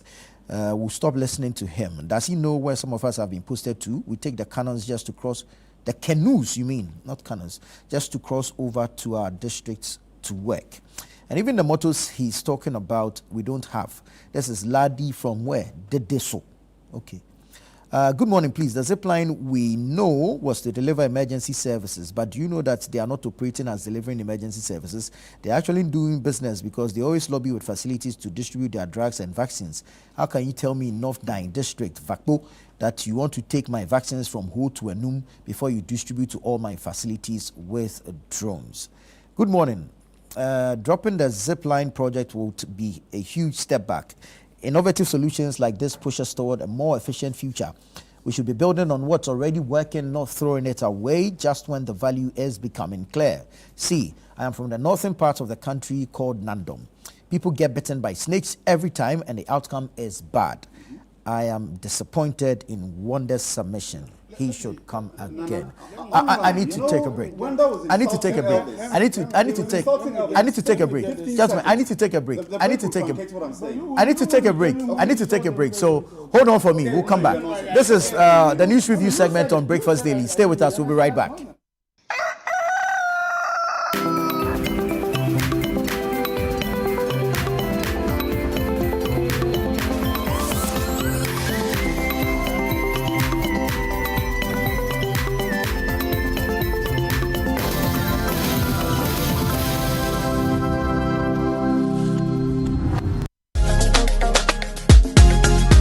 Attention all State Housing Company Limited homeowners, landowners and clients. From November 3rd to December 31st, 2025, the State Housing Company Limited is giving you a 15% discount on all outstanding payments. Oh yes, pay less on your ground rent, land regularization, lease renewals, consents to develop or assign and service charges, and secure your ownership today. Visit any SHC office nationwide to make your payment in full to benefit from the 15% discount. You can locate the State Housing Company Limited at Ring Road West, adjacent STC Yard and Accra Digital Center. For more information, visit our website www.statehousing.gov.gh or call 0302-221-422 or 0552-725-656 or 0503-083-393. Remember, this offer ends December 31st, 2025. Don't wait, pay less today.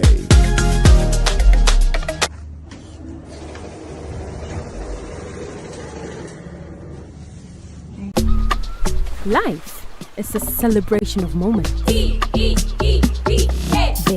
small. The sun is scorching, I'm feeling the heat. With Piva Drink, every moment becomes a refreshing celebration. From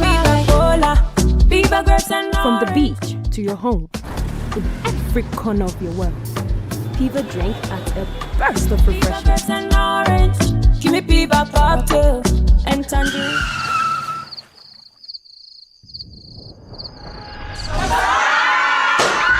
Celebrate every moment with Piva Drink. Refreshment for every occasion. Piva Drink, a taste you will love. P for Piva. This advert is FDA approved. Kabuda V Sudan, and the things that ought to be done and must be done, it shall be done. There shall be a performance. there is an anointing coming on you. I see somebody, you will arise, you will return to your house from which you came out. Warfare is a declaration that it is time for the heavens to move. Let there be a performance. Until you are ready to contend for truth, you are not ready to manifest truth. I am for peace, but when I speak, we are for war.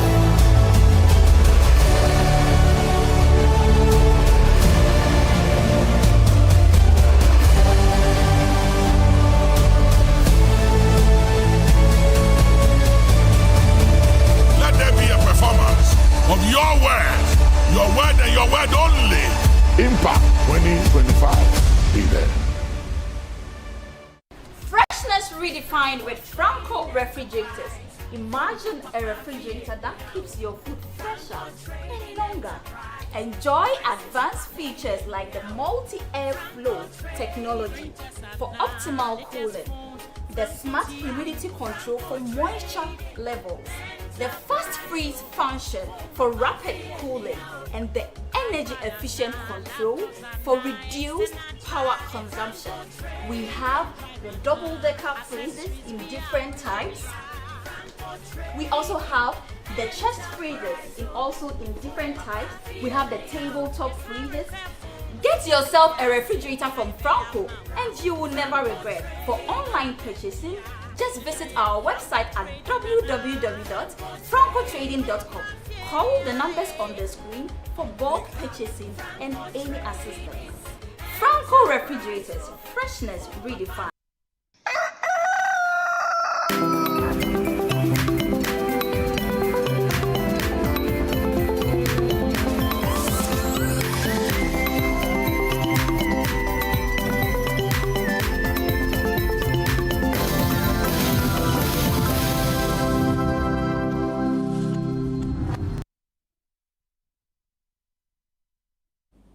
You're welcome back. This is Breakfast Daily here on Channel 1 Television. We're having the news review segment. It's getting very, very interested. So I'm going to do 1 minute each. 1 minute, strictly. 1 minute each, and then we can move on to other matters. Ibrahim, 1 minute on Zipline. Close your submission and then let's move on. The voice of the people is the voice of God. You listen to just a snapshot of what your viewers said. Everybody is castigating Wonder. No way. Not everybody. Not everybody. No problem. Not problem. everybody. I have a minute. Because it's about Ghanaian lives that we're looking at. Earlier, when Elvis was making submission, he said Nigeria is using it, Kenya is using it, Cote d'Ivoire, and America, to which Wonder said is not true. I said you should read before you come on the program that America is indeed using it. He said I'm talking nonsense. Used by healthcare systems. Where's the camera? Zipline operates in the United States, America, through partnerships with healthcare providers like Intermountain Healthcare, which use the service to deliver prescriptions to patients' yards in areas like the Salt Lake Valley. Because we read it's a government contract. No! What means the government contract? What is the government contract? Ours is. Elvis made the point. You gave me a minute. It's what he said. It's not even the medicine. You're not running. It's not even medicine. The service. They are distributing prescriptions. What he saying? You need prescriptions. Excuse me. Very well. So they took 30 seconds of my 1 minute. But I will land on my point. Please land. Ghanaians, you deserve a government that prioritizes you, doesn't put a value on your health. A government that thinks of you first before its own election agenda or propaganda agenda. We introduced 2019. He says that, what if the vaccines have not been delivered? I can't remember what Elvis Wonder said. 12.2 million vaccines. We are 34 million people. In the past few years, 500,000 deliveries have been made over. 12.2 million vaccines, life-saving vaccines have been delivered efficiently, in minutes. And Wonder wants to tell us that it's a waste of money. Wonder doesn't care about your life. Your 1 minute is up. Wonder doesn't care about your life. Thank you, Brian. Unless it's DSTV's Let's be clear. I stated clearly that the US government has not procured the services of Zipline. And he said I should read. He went to read and embarrass himself. How am I embarrassed? The company that I just told you. company that uses the Zipline service in the US is not even for medical delivery. It's a mat. It's called, the name of the company is Intermat. Egan in Minnesota, that's where it was incorporated, somewhere in 1994 or something of the sort. So it's a private entity. The US government does not use Zipline. I put that on record. Finally, I never said that Trust will deliver drugs. I said that in every district, and if you don't know the structure of the Ghana Health Service, get it straight. In every district or municipality, we have a health directorate. In fact, we have a municipal director of health who is in charge of all the hospitals, the CHIPS compound and everything, management of health, just like we have for education. And I'm saying that those people should be empowered to have their own mini warehouses so that if the district does have a mini warehouse where drugs are kept, and you know the volume of drugs, you know which ones go faster, which ones go less. You can stock your drugs. And so from the district to, say, a hamlet, to a corner somewhere, would have been easier. You have found this problem in 2018. You bought drones to solve it, saying that it was an emergency service. In other words, you should have made plans for the long-term service, which is resolving the problem, creating the warehouses in the various places. You were busy chasing frivolous, contracts and deals, and never solved the problem from 2018 until 2024, when you were leaving government. 6 years after, you still keep delivering drones, delivering medical drones, and you are telling us that you have solved the problem. How is that a solution to the problem? It was a cosmetic approach. So Zipline was a cosmetic approach. It was shrouded in a lot of secrecy. The country rejected it upon its assumption and all that. And so we should not be discussing these issues as though we don't value Elvis, human 1 life. minute. I just found some small data. As of September this year, Zipline has done 1.6 million drone deliveries. Well, we read this from. Okay, I'll give you the source online. Give it now. Now, out of that, since they started, they delivered 20,000 units of blood. It means 20,000 lives, which should have been lost if there was no blood, were saved because Zipline had delivered 20,000 units of blood. How much amount of money can save these lives? What analogy is this? The point is, if we say Zipline is working, it's doing a good job, but we want Ghana Health Service to put together some local IT guys to develop a local solution to Ghana. I don't have anything against it because I want Ghana to also develop own system. I don't want us to depend on others for life. But what Zipline is doing today, everything shows that it is so efficient, useful, good for the people of Ghana.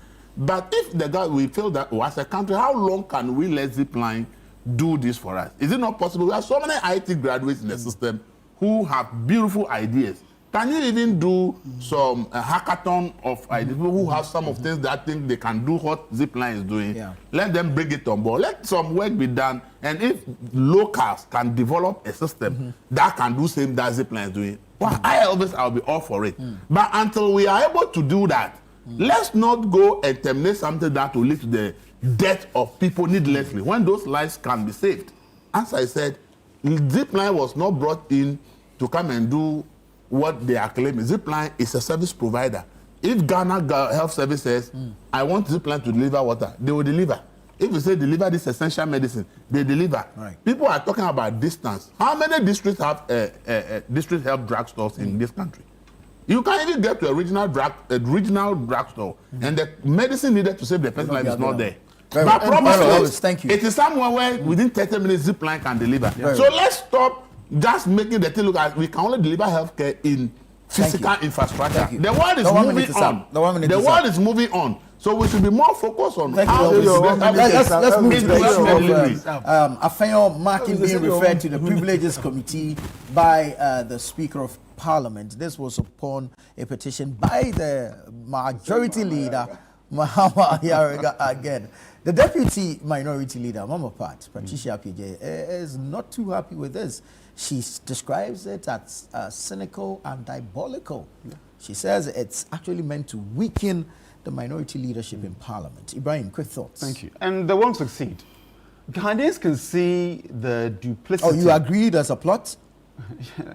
Honorable Apheno Markin has been a vociferous leader in making sure that we hold this government to book.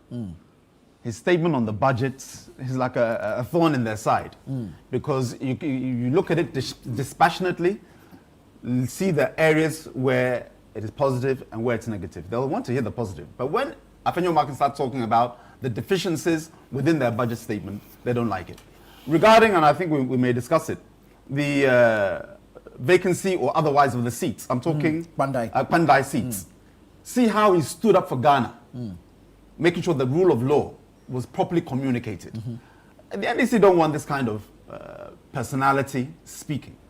It's a way to somehow silence him, intimidate him. And you know, if you know Apheno Markin very well, this kind of political, guerrilla attack won't work. You rather encourage him to do more. When I say more, within the confines of Parliament. What exactly did he do? You're saying that he went to a delegation at ECOWAS Parliament where he was not on the list because there was another person, a replacement there. Was that replacement physically there? Do you know whether they declined and then he, in fact, maintained that position? Does that warrant somehow some kind of impunity against the Parliament of Ghana? That I was part of a delegation. I didn't go there to do anything other than represent Ghana. Is that somehow a breach? For me, when you are found in contempt of the Parliament of Ghana, it's where you bring or you say something that is inimical, that is against the workings of the House. We've had a case where members of Parliament from the government side have come and give out false figures regarding the presidential jets. When you're giving false information, if you didn't know, then maybe you should read before you go into Parliament. But if you knew, and you're trying to somehow not manipulate, but somehow convince Parliament of an untruth, that is contempt of Parliament. You're propagating a falsehood. I'm talking about the member of Parliament who was giving false figures about the cost of the presidential jet, then they retracted. That is something where the Privileges Committee needs to sit on and say, Massa, where did you get these figures from, which you stood on point? And I'm talking the NDC MP. But this rather frivolous something, I say frivolous because where is the impunity? Where is the infringement? Where is the disrespect that warrants the Privileges Committee calling him to account for why he was on that particular delegation to the ECOWAS Parliament? To be there? Had another person not been nominated to represent? Yes, the information we have is that yes. But within that, does that warrant a Privileges Committee, a whole committee? Why not find out why is it that you maintained your position given that your time had expired and there's another person replaced? You have to look into it. And it's about, the integrity of Parliament should be based upon fact and not political expediency. Because when you as a speaker, we can see that you are fair to the issues that come up, and where somebody breaches the code of conduct, then you can say that, yes, I can see the speaker as being fair. And I'm just giving you some examples. Somebody comes and lies about the cost of the presidential jet. That one doesn't warrant an investigation to come and say, why did you come to this figure? Because Parliament is an office of record. Yes. And you can't say, oh, I didn't know. If you didn't know, read before you come. These are the kinds of things that the speaker should attune his mind to. Right. And say, you need to come to the Privileges Committee and answer why you did this. But somebody going to represent Ghana at the ECOWAS Parliament in Abuja, that rather is something that you will say, yeah, prima facie, you are in contempt, come and answer. But Apheno Markin's honorable will not be silenced. He will not be silenced. He will continue to speak for Ghana constantly and put this government on its toes as we should. Right. Thank you, Brian. Wonder. The minority is accusing the majority of intimidation and is roping the speaker in, especially with this admission of the petition by the majority leader. Yes, very frivolous commentaries. We have seen the tactics of the MPP in this parliament, and it has always been to rabble rouse, make noise, and albeit usually empty. Why? Because Apheno Markin, at the time he became the speaker in the ECOWAS Parliament, he was deputy majority leader. And deputy majority leader at the time, he was part of the delegation. And so that has been the convention. The convention is that the deputies are the ones who go to that, occasion. Otherwise, in the last parliament, his boss, Oseche Mensah Boso, would have been there himself. So that has been the tradition. So anytime they are going to the ECOWAS Parliament, government of Ghana has representations from the majority, minority, and usually in the minority, it is the majority is the deputy who goes, in that state. This time round, they had made the decision that these are the people to go. He was in Parliament. A vote was passed. They agreed, and the list of the people who are to represent Ghana in the ECOWAS Parliament was made. And then you show up at the meeting in Abuja. Trying to bulldoze your way through it. I mean, how ridiculous. And the MPP is not worried about the image of Ghana out there and the things we do. You sat in Parliament, you saw the delegation, official delegation from Ghana. In any case, people are saying that, he was already third speaker in the ECOWAS Parliament and so he was going. No, that position is not reserved for individuals. It's reserved for Ghana. So imagine Apheno Markin didn't make it to this Parliament. Who else would have gone to that place? But he made it. No, imagine. I'm saying that is what the position is for individuals. But because he's the speaker of the ECOWAS Parliament. Can you listen to what I'm saying? Ghana is the one having the seats. Right. And at the time, it was Apheno Markin we presented. And that presentation was because he was deputy majority leader. Get that straight. And because that position was for Ghana, the reason they give it to the state and not an individual is that likely you may not come to Parliament the next time. What happens? Granted. So Ghana still has the seat. So it is not a bona fide property of Apheno Markin. The position of third speaker at the ECOWAS Parliament, is it voted for? Is it an elected position? In fact, I don't have because the details. If he's elected, then he has every right Ghana to be there. is elected. It's just like, it's a diplomatic thing. So it is Ghana that takes the seat. Right. And in our jurisdiction, by our convention, we always allow our deputy speaker, second deputy to the majority to be the one in charge. But in this case, the one nominated had ceded to Apheno Markin. That's not important. That's not important at this point. What is important is that the Parliament of Ghana, sovereign, took a decision that these are the people to go. If she wants to decline, she knows what to do. The rules of Parliament, she wrote to the Speaker after the delegation had left. So it's not as though Parliament could sit overnight and replace her. Even if she didn't go, it wouldn't have stopped the delegation to Ghana, to the ECOWAS Parliament, because other people were going anyway. Yeah. Number two, as third deputy speaker, you are only in the seat only in cases where you are needed. It's not as though you are the one to go and even run the show over there. You are only needed as and when, to do your job. So he shows up there without the backing of the sovereign people of Ghana, because he didn't have the backing of Parliament at the time. In any case, if he had a disagreement, he could have raised that on the floor of Parliament or have any other forum, which they usually do, to resolve some of this issue. So he put Ghana in disrepute. He actually embarrassed Parliament, because Parliament was the one who took the delegations there. If you are not interested, fair enough. Imagine on the day Apheno Markin fell ill, God forbid that he was ill. He wouldn't have showed up anyway. So it's not as though the position is for an individual, and therefore if you don't go there, something untoward was going to happen. Even if that was the case, there's a procedure to follow. So we are not in a kangaroo parliament. We're not in a kangaroo republic that anybody gets up because of being boisterous, because you think that you are loud, or because you think you can speak the loudest and insult or say anything, then you decide to do what you do. So being hauled to the privileges committee is in order. I think that he knows very well that what he did was in bad faith. Nobody will do this and get away with it, and nobody is above the law. So the law will take its own course. I'm not asking that privileges committee should go and remove him from Parliament and all that. Nobody's asking that, but we need to put in the structures, the discipline, and that the MPP has the penchant for not respecting any order, especially when they are not in office. Even when they are in office, they bulldoze their way through. They want to have everything to themselves and all that. We cannot continue like that. For a party that claims to be thriving on rule of law and all that, they should know better. And that's what we're saying. Simple. Elvis, there are those who argue that Apheno was, if you like, gaining too much popularity at the ECOWAS Parliament. They even cite him bringing them to a futu for a congress or a conference and all that, for which reason the majority is deliberately trying to hack him out. What are your thoughts on this? Before I come to that, I was giving you figures. You told me, where did I get this from? Yes, the source for the Zipline.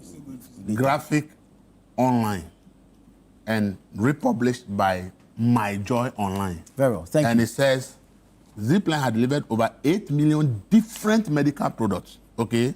Out of the 8 million different medical products, vaccines alone are 70 million. It's okay. It's okay. Zipline operates in 14 out of 16 Ghanaian regions and covers 165 districts. Okay. The question is, Are you saying that all these things, and interestingly, the government that is touting 24-hour economy is closing down the 24-hour business? Oh, the government is touting 24-hour economy. Our time is almost up. Let's do it. For me, I've always said there are certain things in Parliament. I don't even want to waste my time. They just do politicking. There are important things that they have to do for the people of Ghana. Okay? Instead of NDC sending a certificate of emergency to Parliament to make sure that the lithium 10% royalties is given, they'll call it. The other said no. They want to cut it down to 5%. That is that's for me. So sometimes a lot of things that happen in Parliament. Sometimes I sit down.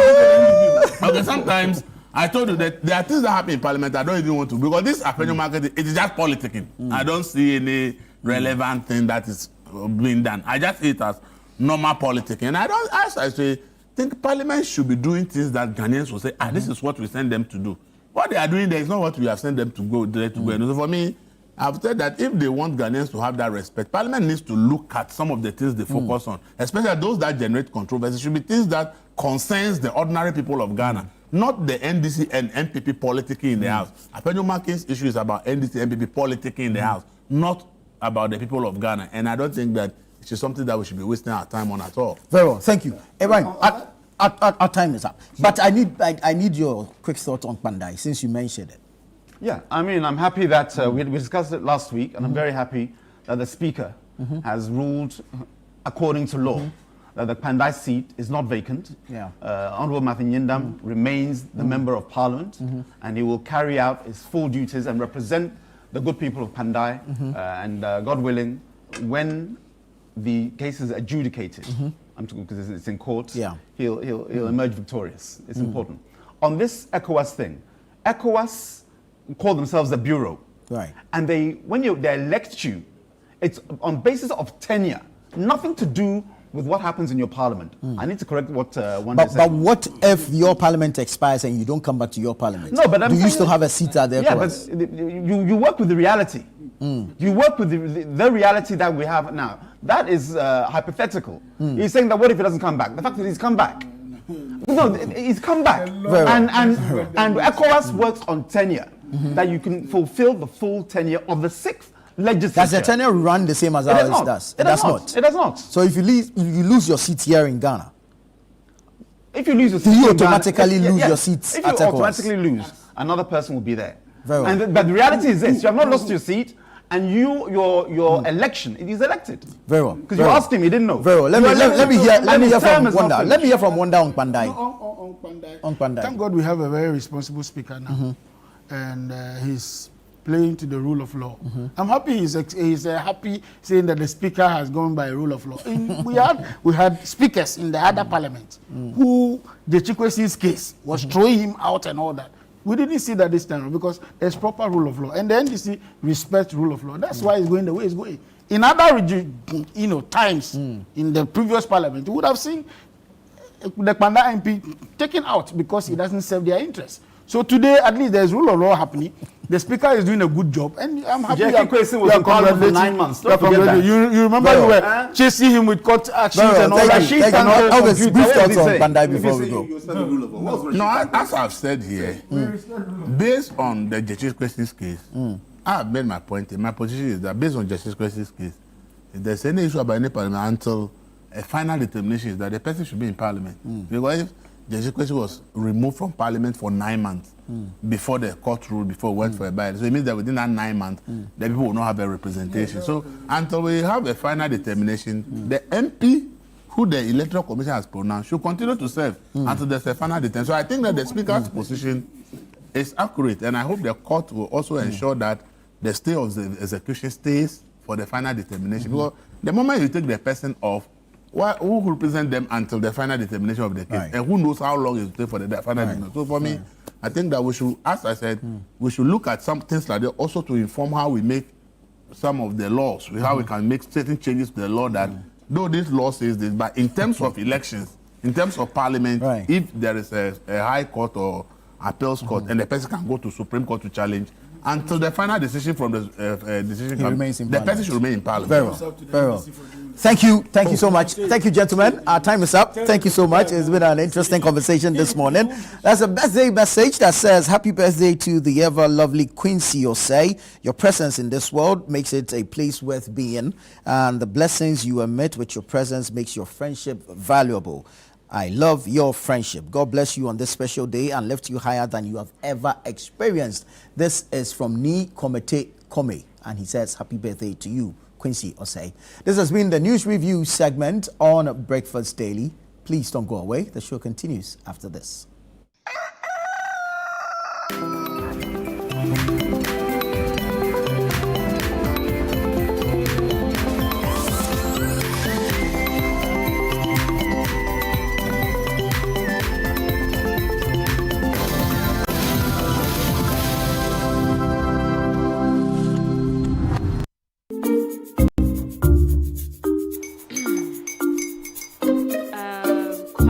Uncle are almost here. Wait a minute. This one too, your friend Kwame. Wait, Kwame. As in the same Kwame again? Yes, Mommy. I'm the second coming. Into all this tension just to reintroduce that broke boy from Kaswa. Why would you deceive the family like this again? Now I understand the whole delay. Troll from Kaswa dear. Why wouldn't he be late? Or be late, of course.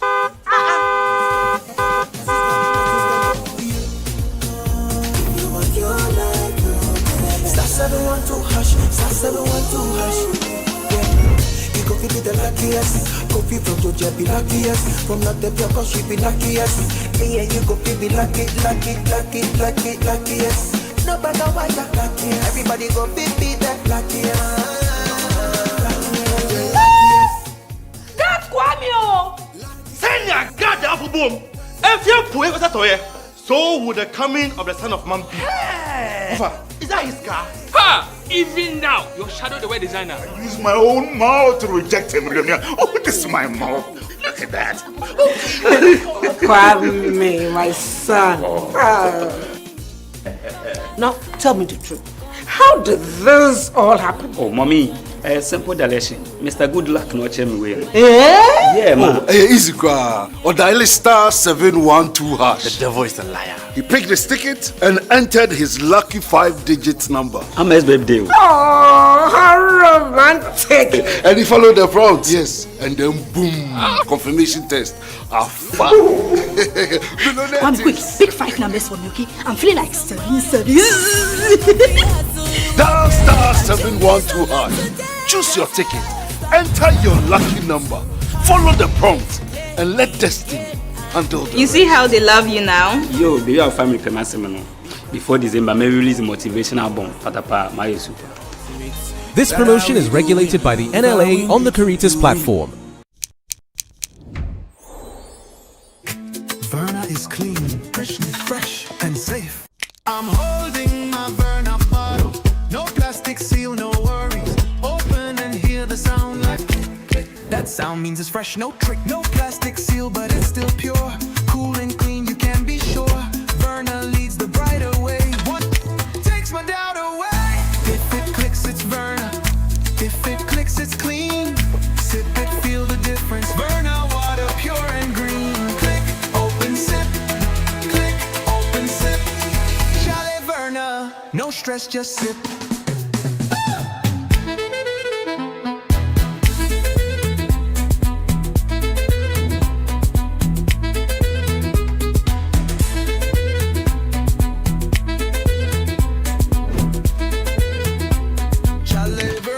Stress, just sip.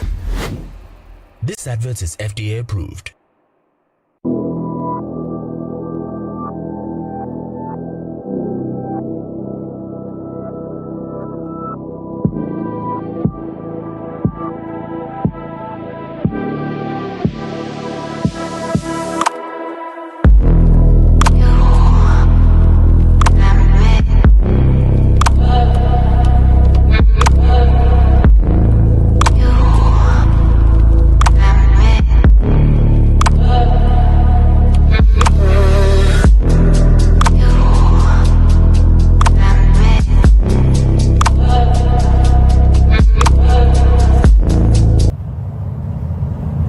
Rooted in heritage. Shaped by ambition. Defined by style. Inspired by soul. This is Afro Quality, the first multi-country concept store for African brands. Now in Nairobi, Kigali, and Accra. In December 2023, the biggest play in the history of African theatre made its debut. Before Ogun, the God of Iron, I stand on oath. You saw it. We sent you all the way to Ileife to bring us greetings from Ifa. By popular demand and in honor of Maoli Senevo, Image Bureau, in partnership with April Communications and the National Theatre, presents The Gods Are Not to Blame. This December 17th, 7 p.m., 18th, 7 p.m., and 19th, 5 p.m. and 8 p.m. at the National Theatre. Visit www.imagebureaugh.com or dial *714*46# for your tickets. Single 250 cedis, double 400 cedis. Supported by New Plant Car Rentals, Ghana Tourism Authority, Balakwa. Sponsors Stanbic Bank, our media partners, and proudly brought to you by MTN.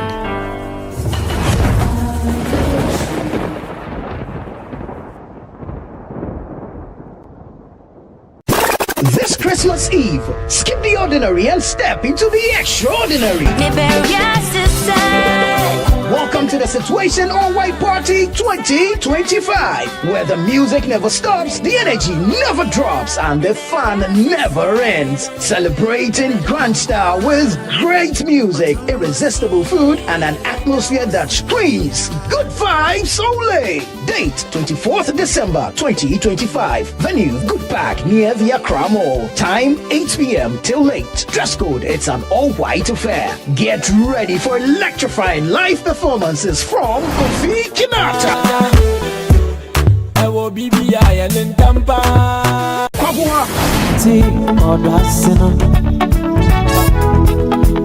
Perez Music,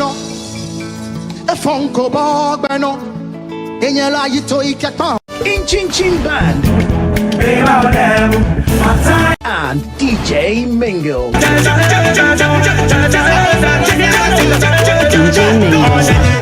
Wear your best all-white fit, bring your dancing shoes, and let's light up the night together. Book your tables now. Call 0205-973-973. It's Christmas Eve. Don't miss it.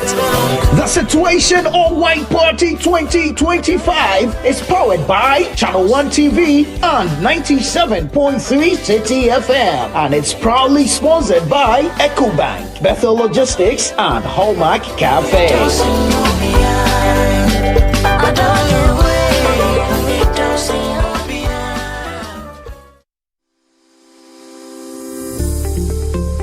Technology has helped various caregivers and professionals in the circles of autism to enhance their skills. It will enhance their social interaction through virtual meetings. The cost of the equipment needs to be made affordable, cheaper, so that people could use it and access it. A lot of people can use, we are able to use shortcode, which is that once you have average network to even send SMS, it is able to answer certain questions. People at the rural end should not be left out, because that would actually reduce this rural urban migration. Welcome to EdTech Monday. This is a platform for education, technology discussions, and we have a focus on policymakers, entrepreneurs, and educational ecosystem. EdTech Monday is a platform created by the MasterCard Foundation in partnership with MEST Africa to bring EdTech entrepreneurs, policy stakeholders, and government together to deliberate on important issues within EdTech. Watch EdTech Mondays on Mondays at 7 p.m. Brought to you by the MasterCard Foundation in partnership with MEST Africa, only on Channel 1 TV.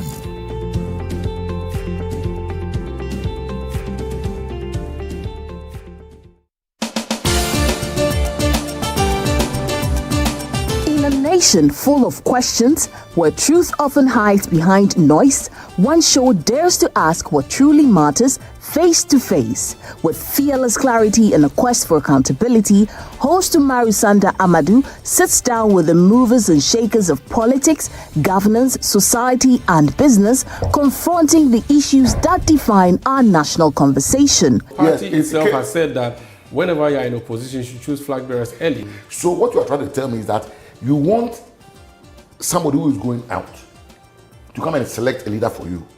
So the next person will come and say, but I didn't select him. Direct victim of attack, violent attack.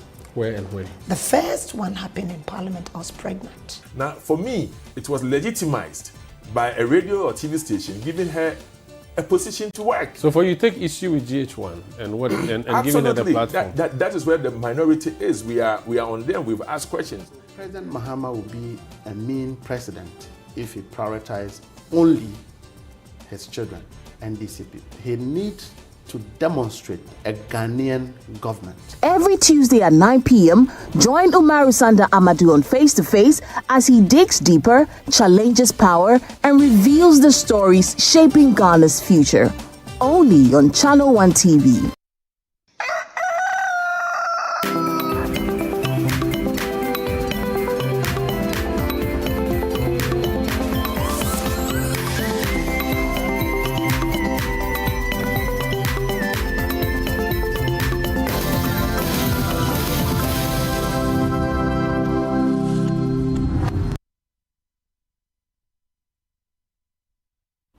Good morning, ladies and gentlemen. It's still Breakfast Daily right here on Channel 1 TV. My name is Chris Carter. As you already know, Nana Tufo-Boateng started up the show with some politics. But right now, it's time for me to take you on a jolly ride. Well, it's usually us, but I'll be starting the show when Philip will join us later.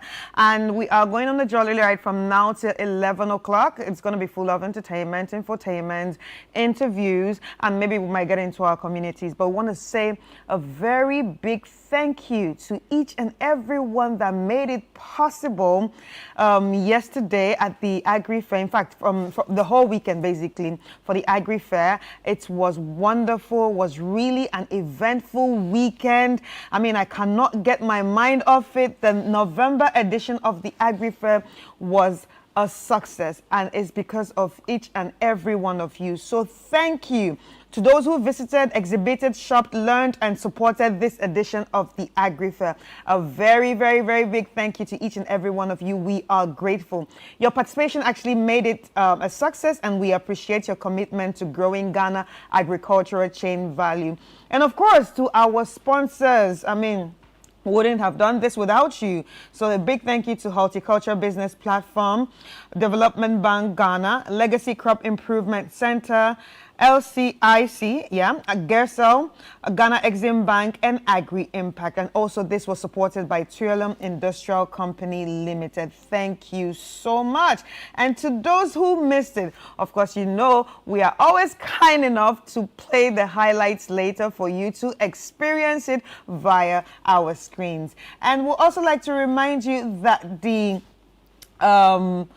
most talked about party of the year is back again, and that is the Situation All White Party that will be happening on the 24th of December. This is a party to say thank you to each and every one of you for staying with us throughout the year and also helping us lose our hair, or let our hair loose, because it's been an eventful year too. We've worked so hard, but it's time for us to party together. It's going to be happening at the Good Park near the Accra Mall. Gates open at 8 a.m. And of course, if you don't know where the Good Park is, you can come through the Accra Mall, or if you're coming from the Spintex Road, it's going to be on your right side before the Accra Mall. For table reservations, please call the number 0205 973 973 0205 973 973. Better get your all white ready, because it's going to be one of the most talked about party as usual. And this is the party that ushers us into Christmas. They're going to be electrifying performances which you would enjoy. Anyway, I want to say a very big thank you to our sponsors, EcoBank, Bethel Logistics, and Hallmark Cafe. And as you can see, performing will be Kofi Kinata, Akwaba, and I'm Akwabwa, sorry, and also we have Perez Music and also the Electrifying in Chin Chin Band. Not forgetting DJ Mingo of City 97.3 FM. That's going to bring the heat as usual. Anyway, ladies and gentlemen, I hope you're getting ready for it because it's always going to be a banger. Now, let's get straight into our other of the day. As you know, we usually go into trends, but today we're going to do things a bit differently. We are going to be starting up with an interview, and this interview is about the Mikasa Home and Property Fair 2025. So if you're to real estate, just sit back, relax, and enjoy this interview. So in studio we have Sata Donsuo, who's an assistant head of residential business unit, Gold Key Properties. Dr. Hannah Achase, right? You got it. Yeah. CEO eWorld's Reality and Consultancy, and also we have Abel Botier. Botier. I got it right this time. Head of Marketing and PR at Mikasa. You're all welcome. Thank you. How are you? Very well, thank you. All right, so let's get straight into it. What is the Mikasa Home and Property Fair 2025 all about? Yes, so the Mikasa Home and Property Fair is a one-stop event for the real estate space. We've been doing this since 2017, and this is the 8th edition, happening on the 5th and 6th of December, 2025 at the Icon Event Center in East Legon. So what we normally do at the Mikasa Home and Property Fair is that we have all the top real estate developers, people who also offer ancillary services, all under one roof. They come to exhibit their properties and other offerings that they have. So people could just walk in, walk through their booths, and then they could actually pick their dream properties at that event. Right. So Dr. Hannah, why do you think this is important to have, this sort of event? Well, you know, one of the key things is to have as much information as possible so that you are informed and you can make the right decision about purchasing a property.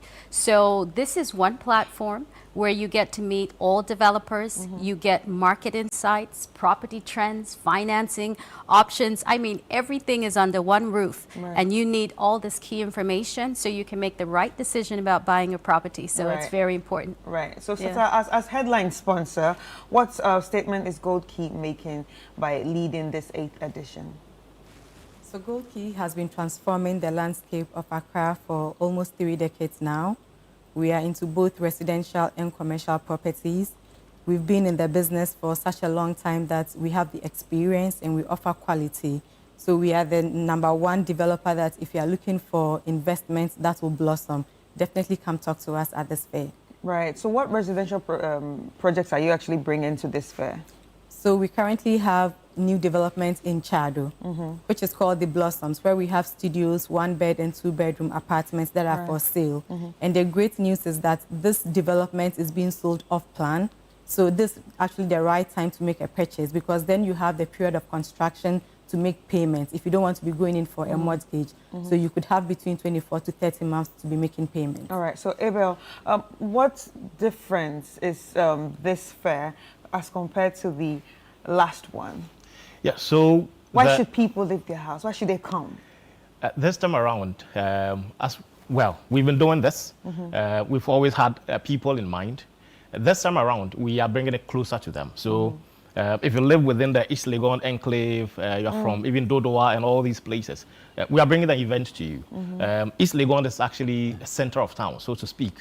So this time around, this year, it's even bigger and better. The seminars and the other insightful conversations that will be had over there, this time around is a notch higher. Right. So, Dr. Hannah, when you look at the reality landscape in Ghana, what are your thoughts about it, and what do you think can be changed or made better? Well, I think for one thing, what's great is that I believe everybody has the opportunity to own land or own a property. It just depends on where the location is. A lot of people think that properties are capital intensive and they can't afford it. But I say that you can buy a property where you are, you know, whatever your financial situation is. So if you're in the outskirts, you can get properties there. If it's in a prime area, you can get properties there. So I think today the real estate landscape allows everybody to be able to own a property, even with the financing options. And don't forget that the CD is gaining strength as well. So now everybody is able to purchase property. Right. So things are improving. Right. Are you going to be bringing this knowledge to the fair? Absolutely. We're going to have a booth there for eWells Realty, and we're going to offer customized plans for clients, right? So I honestly believe that everybody's situation is different. Right. And depending on your financial situation, your budget, your preference, we can customize a plan for you to be able to own a property either today or tomorrow. Right, right. That's interesting. Sata, you actually talked about, you know, what you're bringing to the fair, and someone will be wondering, okay, what's going to be the specific buyer's benefit? Are there going to be mortgage ties-in or payment plans? Or, you know, people are watching and they want to know. So you're going to have the experts there from the team to answer all the questions that you'd have. People who are thinking of starting their real estate journey, this is the right time to come talk to us, ask all the questions that you have pertaining to your real estate investment journey. And we are there to support you and answer all your questions and hold your hand and lead you through it all. And as Abel mentioned, there are other people there who would give ancillary services. So if it's about the mortgage services that you'd want to engage in to buy our property, there's someone there to talk to. And you could come talk to us, and we also suggest some of the financial institutions that you can go talk to. Right. And like I mentioned, we also have the payment plan option. So if you don't want to go in for a mortgage and you want to finance this yourself, we will give you a payment plan. Right. And then you'll be able to make the purchase. Right, right. Abel, so you've been doing this for 8 years. Yeah. What has been the feedback? Do people appreciate this? What do they tell you? What do you hear from the streets? The feedback has always been positive, solid. I mean, the Picasa Home and Property Fair actually is dealing with a gap that had been in the real estate space. So there was a lack of information, as Dr. Hannah had mentioned. And then you would also realize that people were not properly informed about how to make real estate decisions. Right. But once we brought the Picasa Home and Property Fair together, attendees year in, year out have appreciated the expert advice they always receive at the fair. Right. And this year, Dr. Hannah, she will be speaking on creating wealth through real estate. Right. Yes.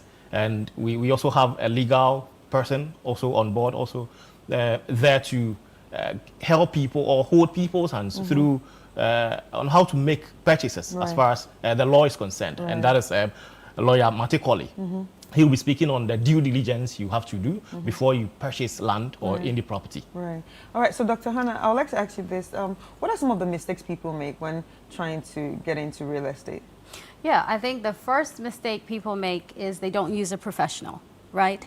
You use your Uber driver, you use your auntie, your uncle, somebody you know who's bought a property before, right? The first thing is find a real estate professional like myself that can guide you through the process. And then the next thing is don't be so emotional about buying a property. You've got to be strategic. You've got to have an investor mindset. Because today you may live in the property, tomorrow you may decide to rent it or sell it. Is it rentable? Is it sellable? And then being able to work with a professional to identify the right property so that it becomes income generating property, right? And then you build generational wealth in your family through real estate. Right. So can anybody be, can anybody buy a property? Absolutely. Anybody can buy a property. You see, the thing is, I always tell people that you've got to look at your financial situation and be realistic. I bought my first property at 23 with my brother because I couldn't buy it on my own and he couldn't. So we leveraged each other's finances to buy. So people can buy properties together. Right, right. Oh, wow, that's interesting. and Sarah, what are your thoughts of the, landscape, the real estate landscape? Because it seems like everybody wants to enter it, but we don't know how to enter it. But everybody, everybody's talking about, oh, yeah, it's profitable. But is it that profitable? It is profitable for both developers and buyers. Because when you come to Gold Key Properties, most of our buyers don't even buy to live in the properties themselves. And Gold Key offers property management. So you could decide to buy to live in, and you could also decide and allow Gold Key to manage the property on your behalf, where we rent it out and you gain rental income. Right. Yeah, so you sit in the comfort of your home and we handle everything on your behalf, and you just receive money in your bank account. So yes, as the developers are building and definitely making some profits off it, buyers can also invest and make some gains from it as well. That's very interesting. All right, so final words from each and every one of you. Why should people be at the Mikasa Home and Property Fair 2025? Sata, I'll start with you again. It's always a great opportunity to talk and then interact with people, ask the right questions, and get the answers that you need before you take any investment step. So this is just a great platform where you are going to have all developers and with people with the experience. Come talk to us all. Right. Come get the right information before you make a decision. All right, so Dr. Hannah?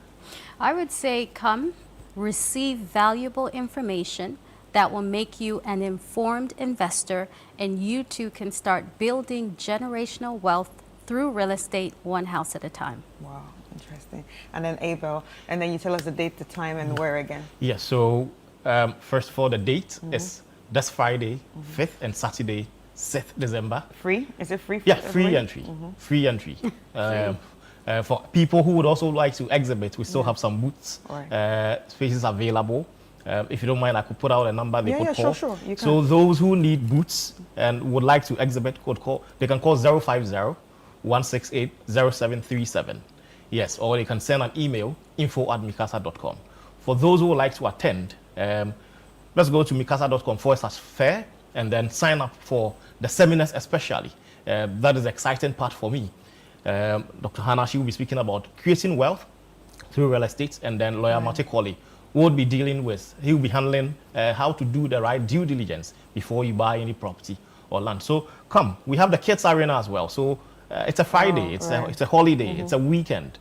I mean, bring the family, come and have fun. We have lots and lots and lots of activities that are going to go on over there.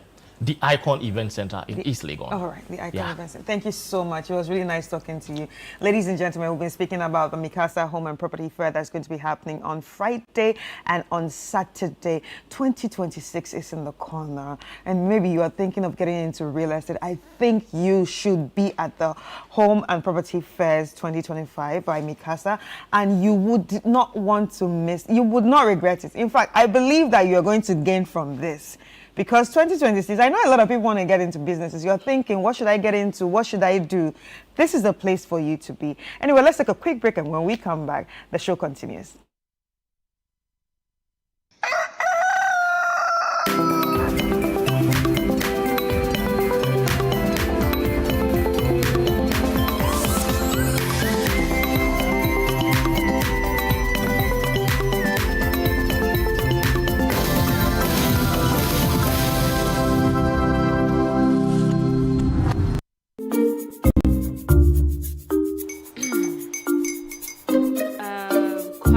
Uncle are almost here. Wait a minute. This one too, your friend Kwame. Wait, Kwame.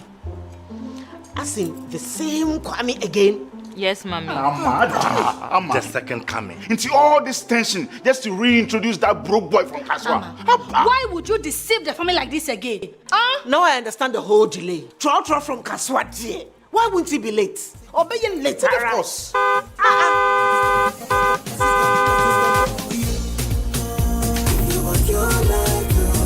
Star 712 hash, star 712 hash. Yeah, you go be the luckiest. Go be from to jet be luckiest. From not the cause she be luckiest. Yeah, you go be luckiest. No matter why you're luckiest. Everybody go be the luckiest. That's Kwame. Send your God the apple boom. If you put it toy, so would the coming of the Son of Man be. Is that his car? Ha! Even now, your shadow the way designer. I use my own mouth to reject him. Oh, this is my mouth. Look at that. Kwame, my son. Now, tell me the truth. How did this all happen? Oh, Mommy, A simple dilution. Mr. Good Luck no chem way. Yeah, man. Easy car. Or dial *712#. The devil is a liar. He picked his ticket and entered his lucky 5-digit number. I'm his birthday. Oh, how romantic! And he followed the prompts. Yes. And then boom, confirmation test. One quick, pick 5 numbers for me, okay? I'm feeling like 7. Dial *712#. Choose your ticket. Enter your lucky number. Follow the prompt and let destiny handle the You see how they love you now? Yo, baby, our family payment before December, may release a motivational album. Patapa, my super. This promotion is regulated by the NLA on the Caritas platform. In December 2023, the biggest play in the history of African theatre made its debut. The God of Iron, I stand on oath. You saw it. Hey, we sent you all the way to Ileife to bring us greetings from Ifa. By popular demand and in honor of Maoli Semevo, Image Bureau, in partnership with April Communications and the National Theatre, presents The Gods Are Not to Blame. This December 17th, 7 p.m., 18th, 7 p.m., and 19th, 5 p.m. and 8 p.m. at the National Theatre. Visit www.imagebureaugh.com or dial *714*46# for your tickets. Single 250 cedis, double 400 cedis. Supported by New Plant Car Rentals, Ghana Tourism Authority, Balakwa. Sponsors Stambic Bank, our media partners, and proudly brought to you by MTN.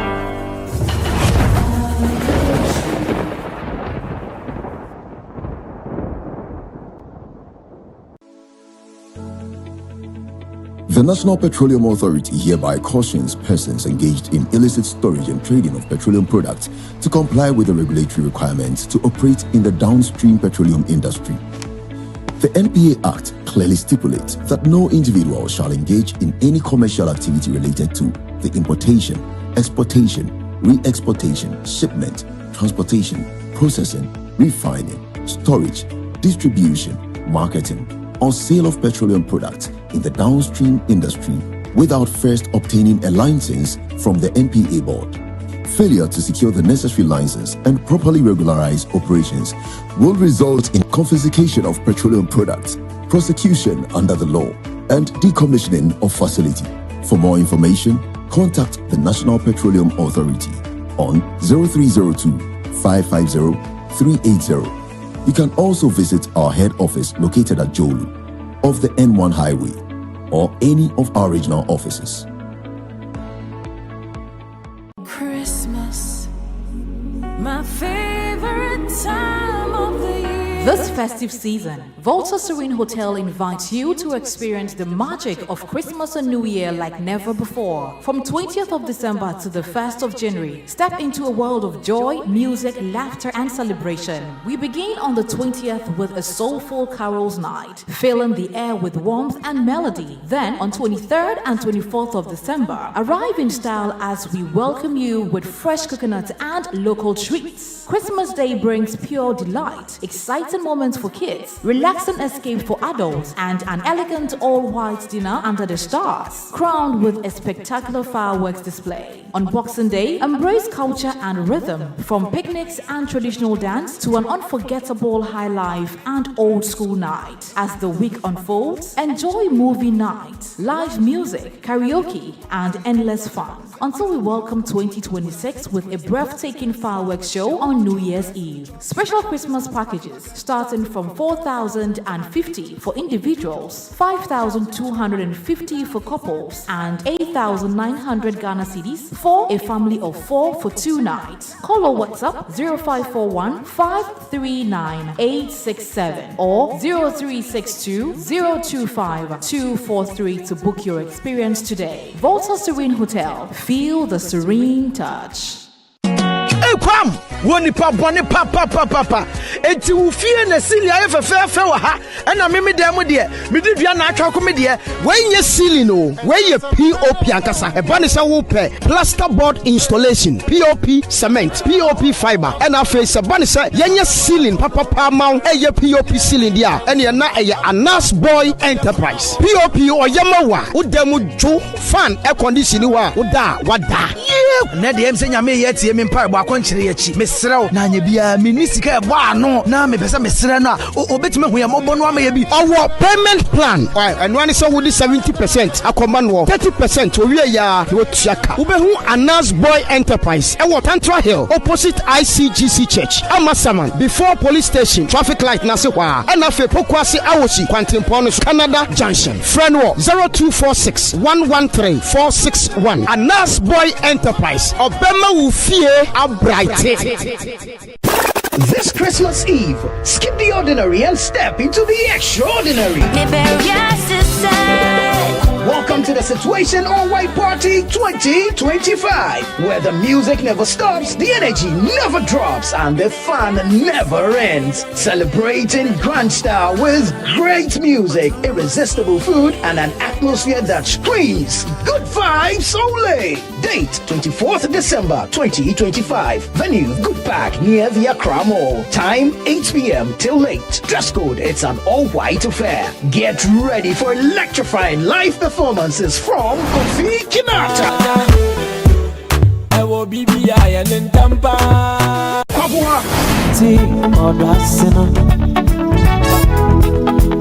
Perez Music,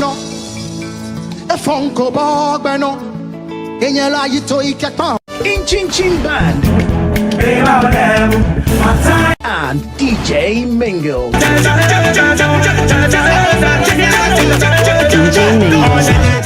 Wear your best all-white fit. Bring your dancing shoes and let's light up the night together. Book your tables now. Call 0205-973-973. It's Christmas Eve. Don't miss it.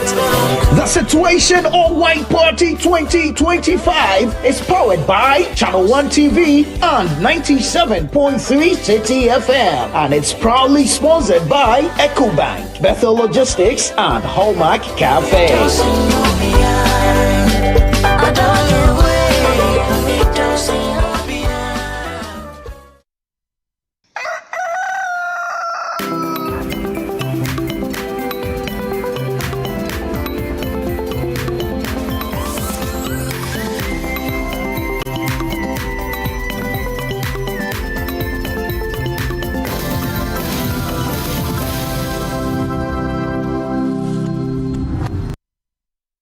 All right, welcome back. It's still Breakfast Day right here on Channel 1 TV. And of course, I told you I don't do this alone. Philip is here. Chris, how are you? Fine. It was an eventful weekend. After 3 days. After 3 days. It was an interesting one.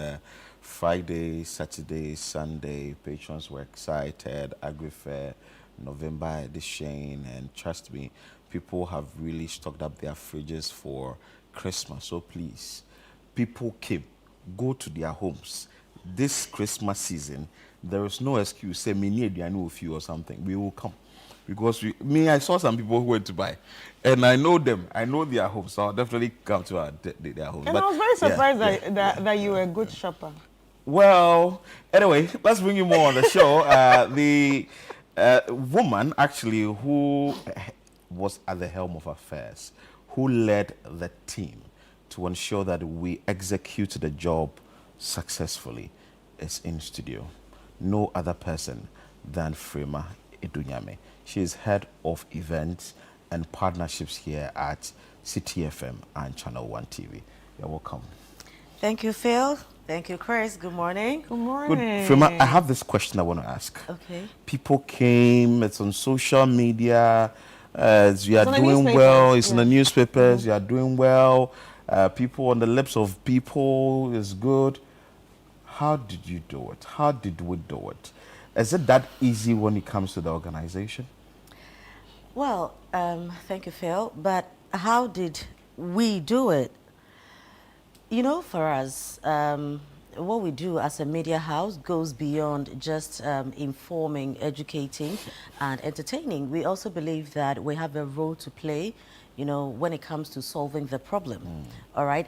And so as an entity, as a company, we are very committed to finding solutions in as much as we go to duty bearers to get them to do their work. Whatever we can also do to ensure that we lessen the plight of Ghanaians, we are very committed to it. And we all believe in this. So when it comes to we moving out of our studios to now get to the grounds, it's not just maybe events team, it's not just head of events, it is a Channel 1 commitment, it's a City FM commitment. So everybody, and that is why on the day, all right, you will see Philip on stage doing what he has to do. You see Chris do what she has to do. We don't believe in just talking and then going back to sit down and get other people, go call people to come and, you know, get a thing done and all of us. So for us, we are able to achieve this because of the team spirit that we approach all our events with. So yes, you might have somebody leading, but it is a collective effort. Everybody from top to bottom. And that is why when you visit Channel 1 event, you have from the MD to the general manager, to HR manager, to supervisors, to everybody, all the way to stewards, to security officials, everybody coming through. Because when it gets to that point, it is all of us trying to solve a problem. So this is how we approach our work. We had over how many vendors? We had a little over 150 businesses there. Wow. Yes, yes.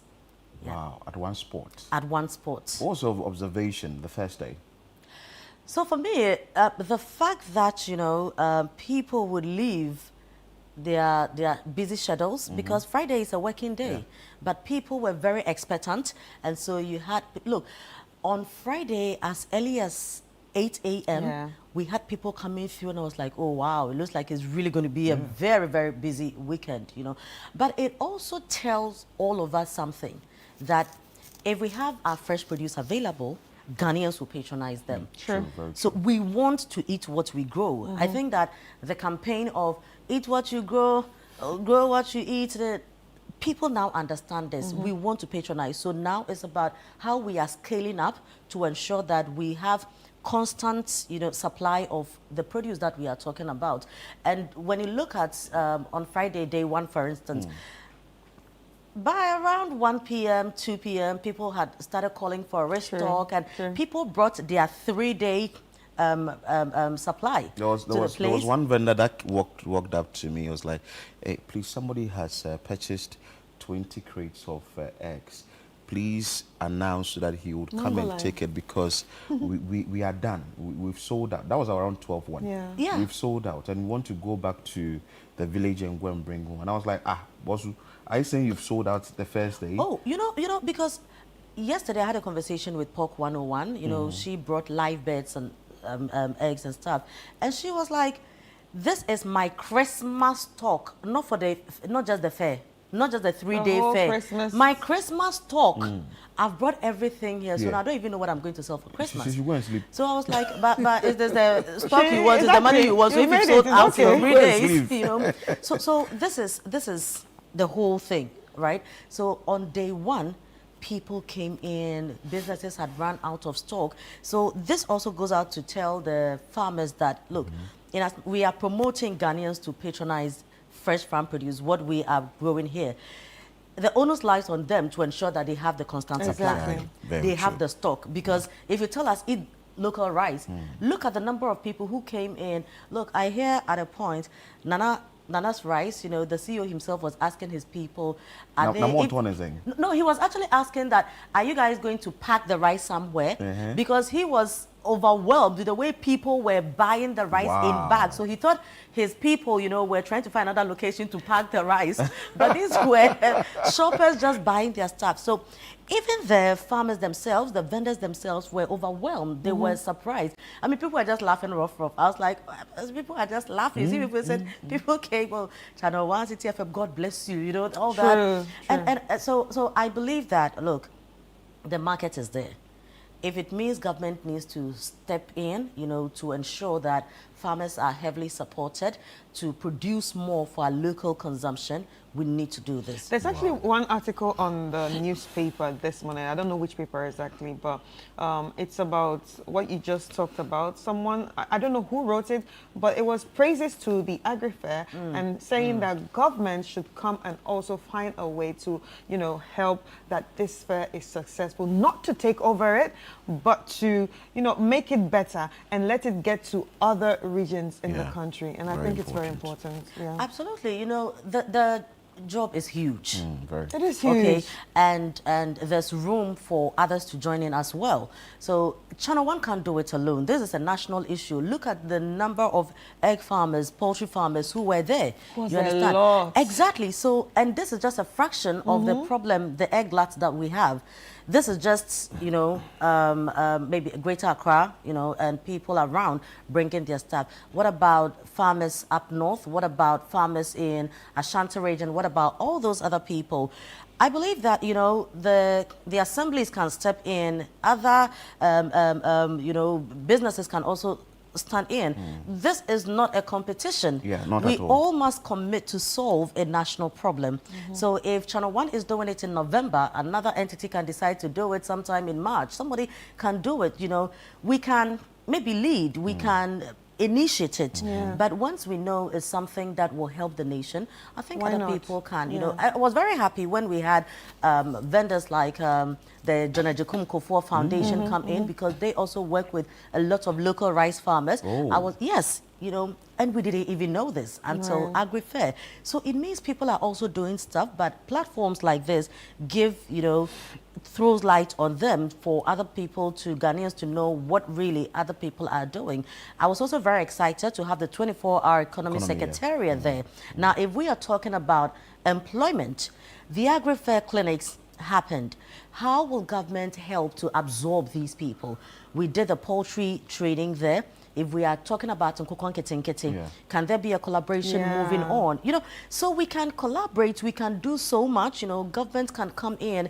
So I was very happy when we had Mr. Guzitano come in, because he is the advisor on this 24-hour economy. He was there to get first-hand, you know, experience, knowledge.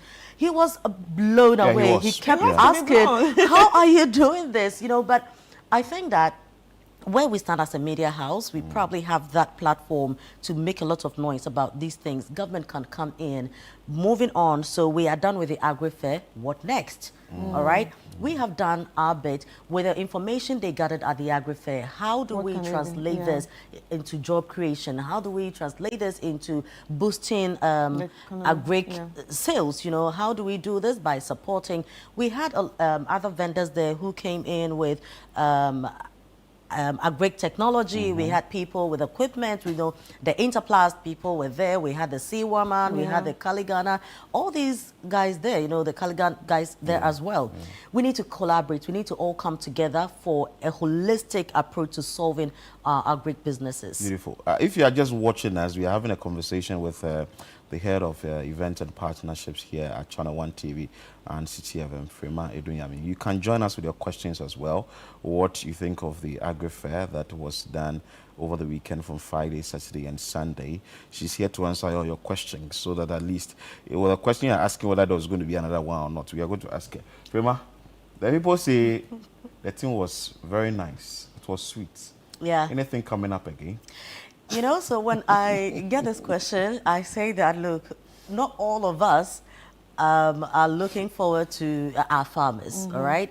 So as event organizers, we also look at satisfying the different devices that we have. In as much as we are talking about Agri Fair, look, people at the Agri Fair, and they were asking, so the situation, you know, so they bought their rice, their fish, other stuff, and they're like, so situation here. Other people are like, so Heritage Caravan, you know, this time around, don't leave me. So there's so much, you know, we can't just do Agri Fair throughout the year, right? So what we can do is to get a weekend to say that this is an open market. Come, let's do it. And as I mentioned earlier, other people can also join in, all right? Because there are farmers everywhere. everybody is eating. So now let's begin to think of, moving to the regions, letting other people come in and all. Look, it is very huge. We have 33 million Ghanaians. Yeah. Everybody is eating. So I think that, but we have, other businesses also do some of these fairs and all. So we will consider if we can, but for now, let's give the farmers and those of us who enjoy our meals the Agri Fair in November. Let's also give the situation people their excitement in December. Let's give the lovers of heritage and culture tradition theirs in March. Let's give the SU people theirs, in May for family consecration. So let's as Obianya Kakra, you understand. But of course, food is good. So we will see about that. Very important. And then entertainment part as well. Absolutely, because when it comes to the Agri Fair, you have to, and for me, it's the fact that if we have poultry there, we should just see the live ones and also taste the meat there. Exactly. You understand? I don't see why we should have Chopo farms there. We should have the good redfish people, and we won't get banko and tilapia and fried yam and fish there. Exactly. I don't see why we should have national service, have a glow chicken, and not have grilled chicken there. So we had a whole grills village, and Guzi was very amazed about that whole setup. When he asked you that, so who did the demarcation when he was going around? Yes, the man was just blown away. And I understand, because it's difficult to do these things. All the time I say that when you hear people go, oh, we had fun, oh, it went well, you should also know that some people have spent months, sleepless nights, in ensuring that we will get this experience. So yes, I mean, we all have a role to play, it's called division of labor. So we need to make sure that we give the farmers the greatest platforms and also ensure that patrons who are coming in get their money's worth. For me, I was very happy the fact that people attested to the fact that it was farm gate prices. I mean, you couldn't take that away from us. I remember people saying, oh, the tilapia, can they do this? And Chopo Farms actually on the grounds brought the prices further down. And I think that was really commendable, listening to the people, ensuring that whatever they want, we will do for them. I mean, this is the Agri Fair. And I was actually blown out when they also sold out. Yeah, 5 tons. 5 tons. Yeah, 5 tons. Oh, yeah, 5 tons. And also, I think some of the farmers that were here for the first time really appreciated it. They came from other parts of the country. And I think it was Gafafao. Gafafao that brought them, because they don't have a chance to sell in the markets, because anytime they go to the market, they have issues with the market women, because they are farmers. So the market women are expecting the middleman. But this time, Gafafao brought these farmers and their prices were so good. And let me just commend Gafafao, that's the women in farming. It's not easy. I all the time talk about the fact that for some reason, women are the this, women are the that, so they are not being able, they are competing against the men. No, but when you look at the investment, when you look at the commitment, time, energy, effort that women put in whatever they do, I think we should give them some attention, we should promote them. And so for you to have an association for all these women, some came from Cape Coast, from Volta region, from all over the place, into the maize, the vegetables and everything. I think that Gafafao is doing amazing. Kudos to Rosemont and her team. And for me, these are some of the platforms, that also help them to get back their investments. It's not easy. Farming, I always talk about the fact that, look, you talk about going into Agri and all that. Okay, so when you put the maize on the ground, till the time that you harvest, what are we eating? What are we getting in return? So it takes a lot to farm, invest your input, fertilizer, all this, all that, and get your money's worth. So when you are done with all these and you don't have a ready market, can you imagine what's happening? And that is why the rice farmers, the poultry farmers, the egg people, all these guys have been crying because they've locked up their investment. Nobody is buying. Look, I spoke to one egg vendor, and she was like, Frema, look, we are burying eggs on our farms. Wow. Because we are not getting the markets. We dig the ground and bury them. And I was like, but how? Why are we doing this to ourselves? Yes, people invest so much, and you see your hard-earned investment, I mean, literally go down the drain, because this is what it is. Not figuratively. Literally, this is your money that you are burying on the ground. So we are dealing with a very huge problem. Wow. Yes. That's a lot. So depressing. And for me, I like the fact that we took out the middlemen, because I think sometimes the middlemen are also the problem. Not sometimes. Most Not times. Always, yeah. Always. But you see, I think that it's an issue that we need to pay attention to, because sometimes somebody has to grow the produce. Somebody has to ensure that they come to the market. If you look at what sometimes the middle women also go through, all right, go all the way to the farms, the roads are bad, transportation is terrible, no proper, you know, spaces for them to even sell their goods in the market. So they also add all these, plus the stress and the wahala you go through. So we are paying for people's emotional stress. We are paying for people's, you know, anger. We are paying for the potholes. We are paying for, you know, storage issues. Vehicles and all that. And all that. You understand? Rickety vehicles. I mean, we are dealing with all these. And sometimes, you know, how much they have to pay at every police checkpoint. You understand? We are paying all these, you know. So I think that as a nation, we also need to pay attention and remove some of these bottlenecks. You know? But for now, these are the realities on the ground. But somebody also needs to ensure that they look out for the consumers. And that is what Agri-Fair is all about. I'm also excited about the sponsors. Yes. If not for them. Yes, yes. Look, they've been amazing. Yeah. And I also think that it is as a result of they also getting their money's worth, all right? I mean, a sponsor like Legacy Crop Improvement Center is always there. And I saw their interview say that we will show up if nobody even shows up, if you understand. It tells you something. And they are also businesses, all right? And sometimes it's even difficult for people to understand properly what these businesses are into. What is Exim Bank? You hear Exim Bank, Exim Bank. What do they do? I mean, sometimes it feels so huge. Oh, why are they here? Exactly. You feel it's too sophisticated. I can't be part of them. I can't go to their offices.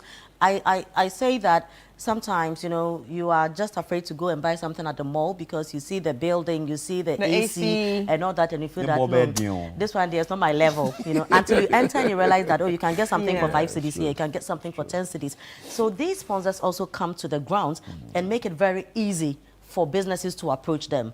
And when we get to the Agri-Fair, when I was watching the SFs, I was looking at, okay, so this is a proper marketplace. So you see people in their chalewote, you see people in their T-shirt, people in pata-pata, in scarf, you know, going to the market. And that is how the sponsors also come in. So they are also coming, you know, dressed down. So it's very easy to go to Agri Impact to find out from them, what can we do with you? What are you doing for farmers and all that? People, I mean, people came all the way from their houses just to go and meet some of these platforms. Yes, yes, you know, so the horticulture business platform, the Exim Bank, the DPG, the Gersol, being heavily supported by Twillium because we would drink water.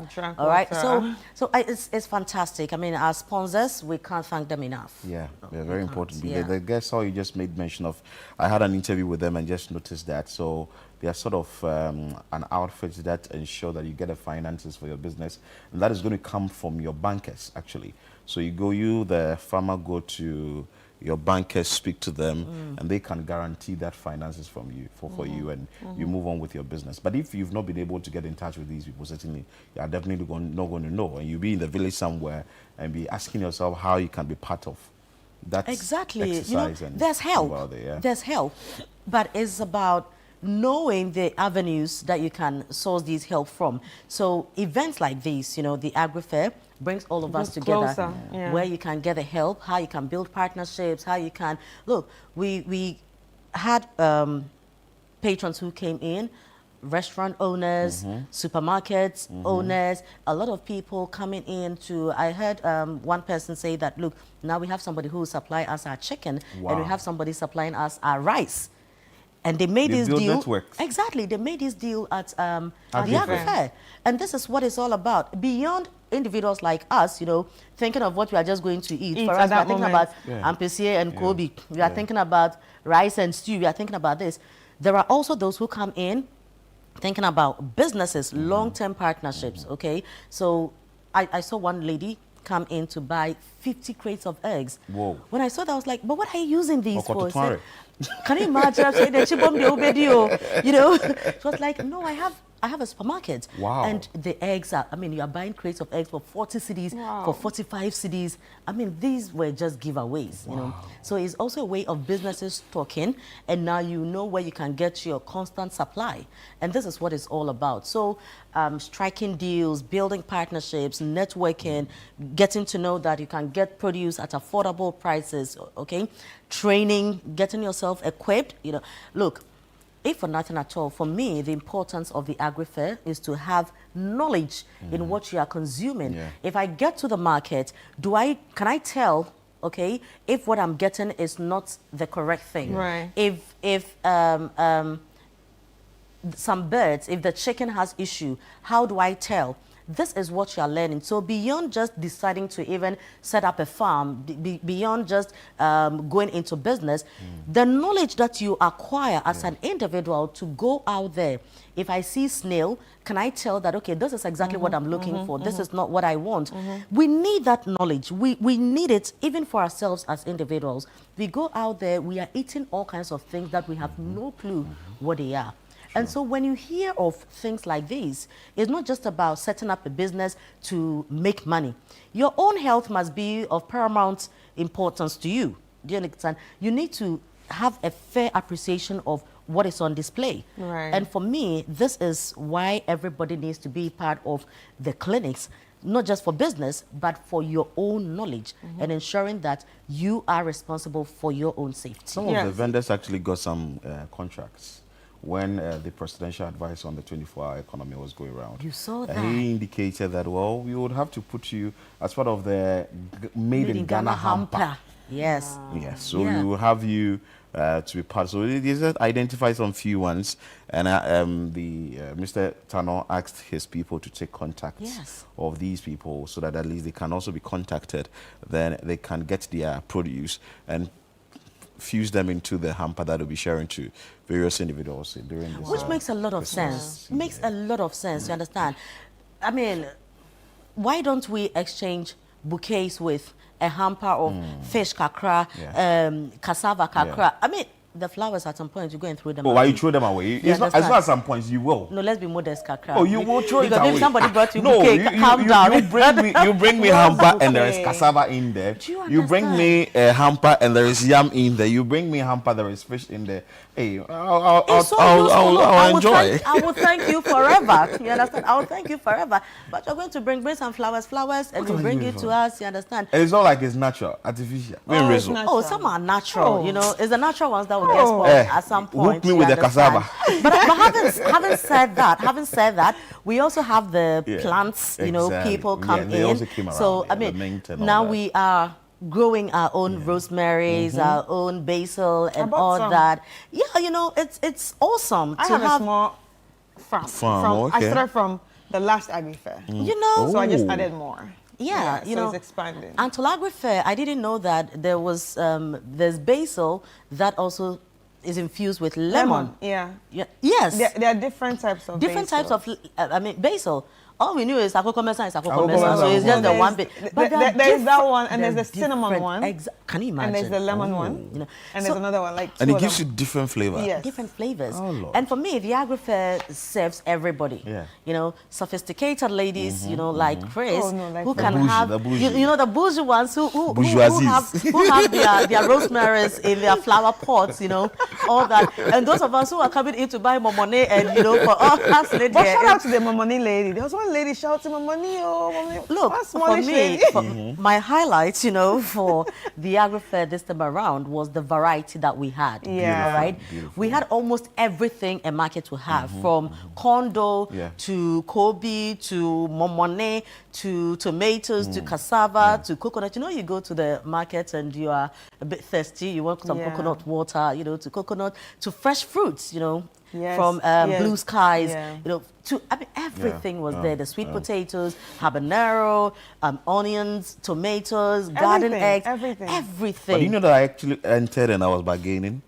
I had to buy some few things. For I myself. saw you. Look, you can't go to market and not bargain. Yeah, It's part of the market experience. And there was a point I was like, Chris, come, let's go. I did that bargain, and I got some few things for the home. It's very interesting. I did my shopping too. Yeah, I also did my shopping. Because why should we go to the And not get Agri some? Fair and not get some?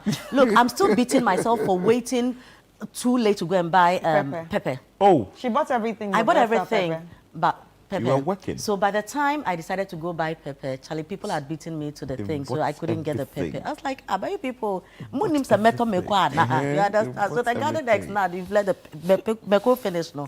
What's up? But this is the Agri Fair. Yeah. And I think also like a lot of people do not appreciate what we have here in Ghana.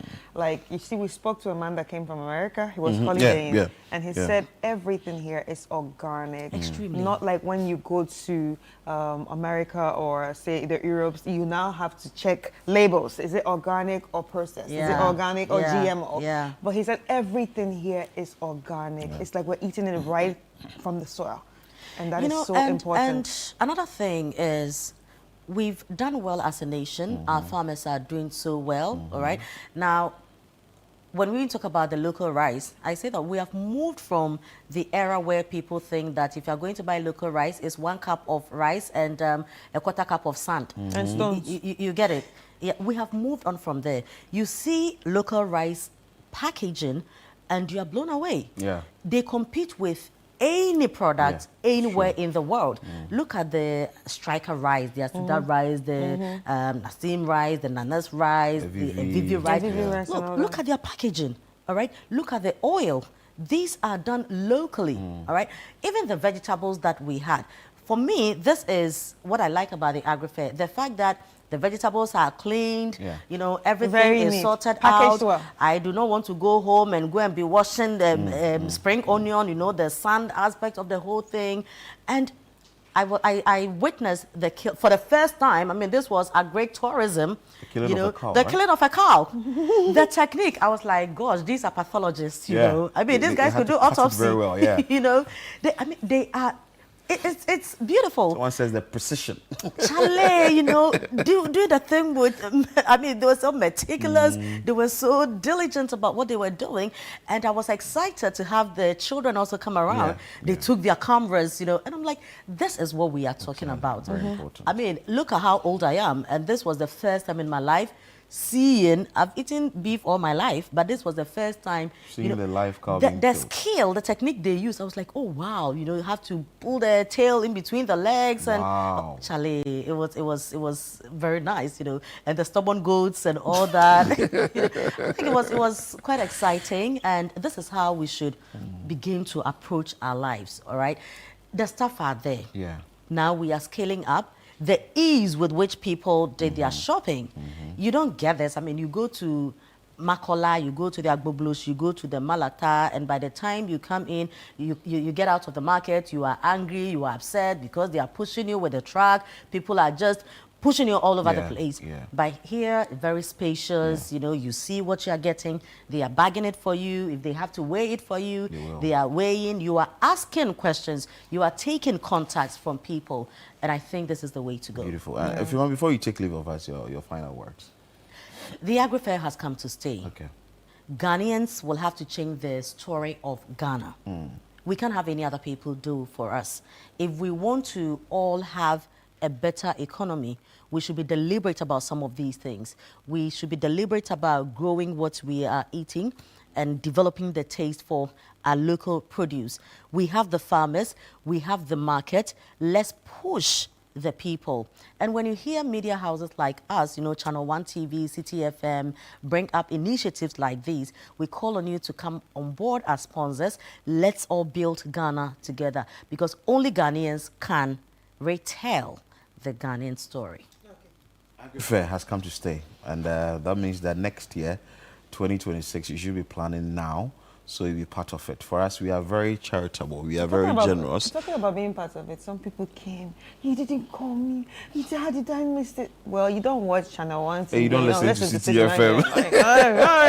And you know, people are just last-minute people. Yes. Yeah. All right? People are just last-minute people. And I think that, look, for me, with what I experienced yesterday with the pepper, Mm-hmm. I decided that. So you to your last minute. Well, yeah. I mean, the rapture caught me yesterday. 2026, you started. Day one, Friday. You are done. 10 a.m. I'm done. Wow. Then the rest. That's quite cool. Kweku actually was the first person to buy everything. Really? Yeah. You had to go and do shopping? Like before the Kweku is a spiritual the man. whole thing started. Kweku bought everything. Wow. You know, so he knew this would happen. And so he even was telling me, okay, so if you want sweet potato, go here. This like go here. Go here. So like he done me everything. So now we've also learned our lessons that you can be at the Agri Fair throughout Friday, Saturday, Sunday, and still miss out on certain things. We've learned. So day one, I'll do my shopping, and the rest of the day, I'll just be waiting to enjoy the grills, the food courts, and the music, band, and take complaints from people who would experience last-minute shopping. Exactly. So prepare yourself. 2026 edition will be coming next year. Please don't be the last-minute person. So that you prepare last minute and later you come and say, oh, I didn't hear of it all. But we've told you in 2025 that 2026 it will happen. Like Firma indicated that Agri Fair has come to stay. Firma Dunyame is head of events and partnerships here at Channel 1 TV and TFM. Thank you so much, Firma. But because you said we are very generous and charitable, definitely let's bring you excerpts of what you missed at Agri Fair.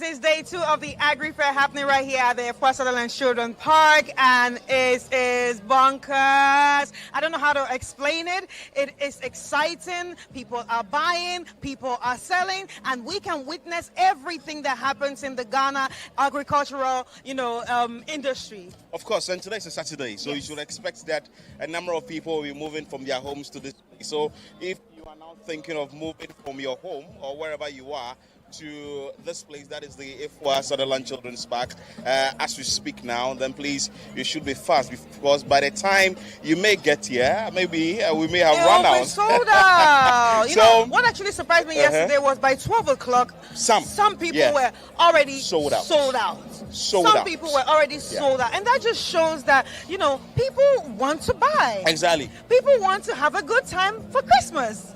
And today, actually, we will take you around and you see what has been happening here at Agri Fair 2025, the November edition, as we are preparing into Christmas. Plantain selling, tomatoes, onions, Tom Brown, rice. People are selling oil, be it palm oil, exactly, chicken and all what you can think about. People are really selling. But I'm just excited that people have listened to us and they are here in their numbers. And it's just amazing too that people, some of the patrons are not taking it lightly at all. People are packing into their cars and all that. So this is just a call on you that you would have to be at Agri Fair the day 2, which is Saturday, here at the Ifwa Sutherland Children.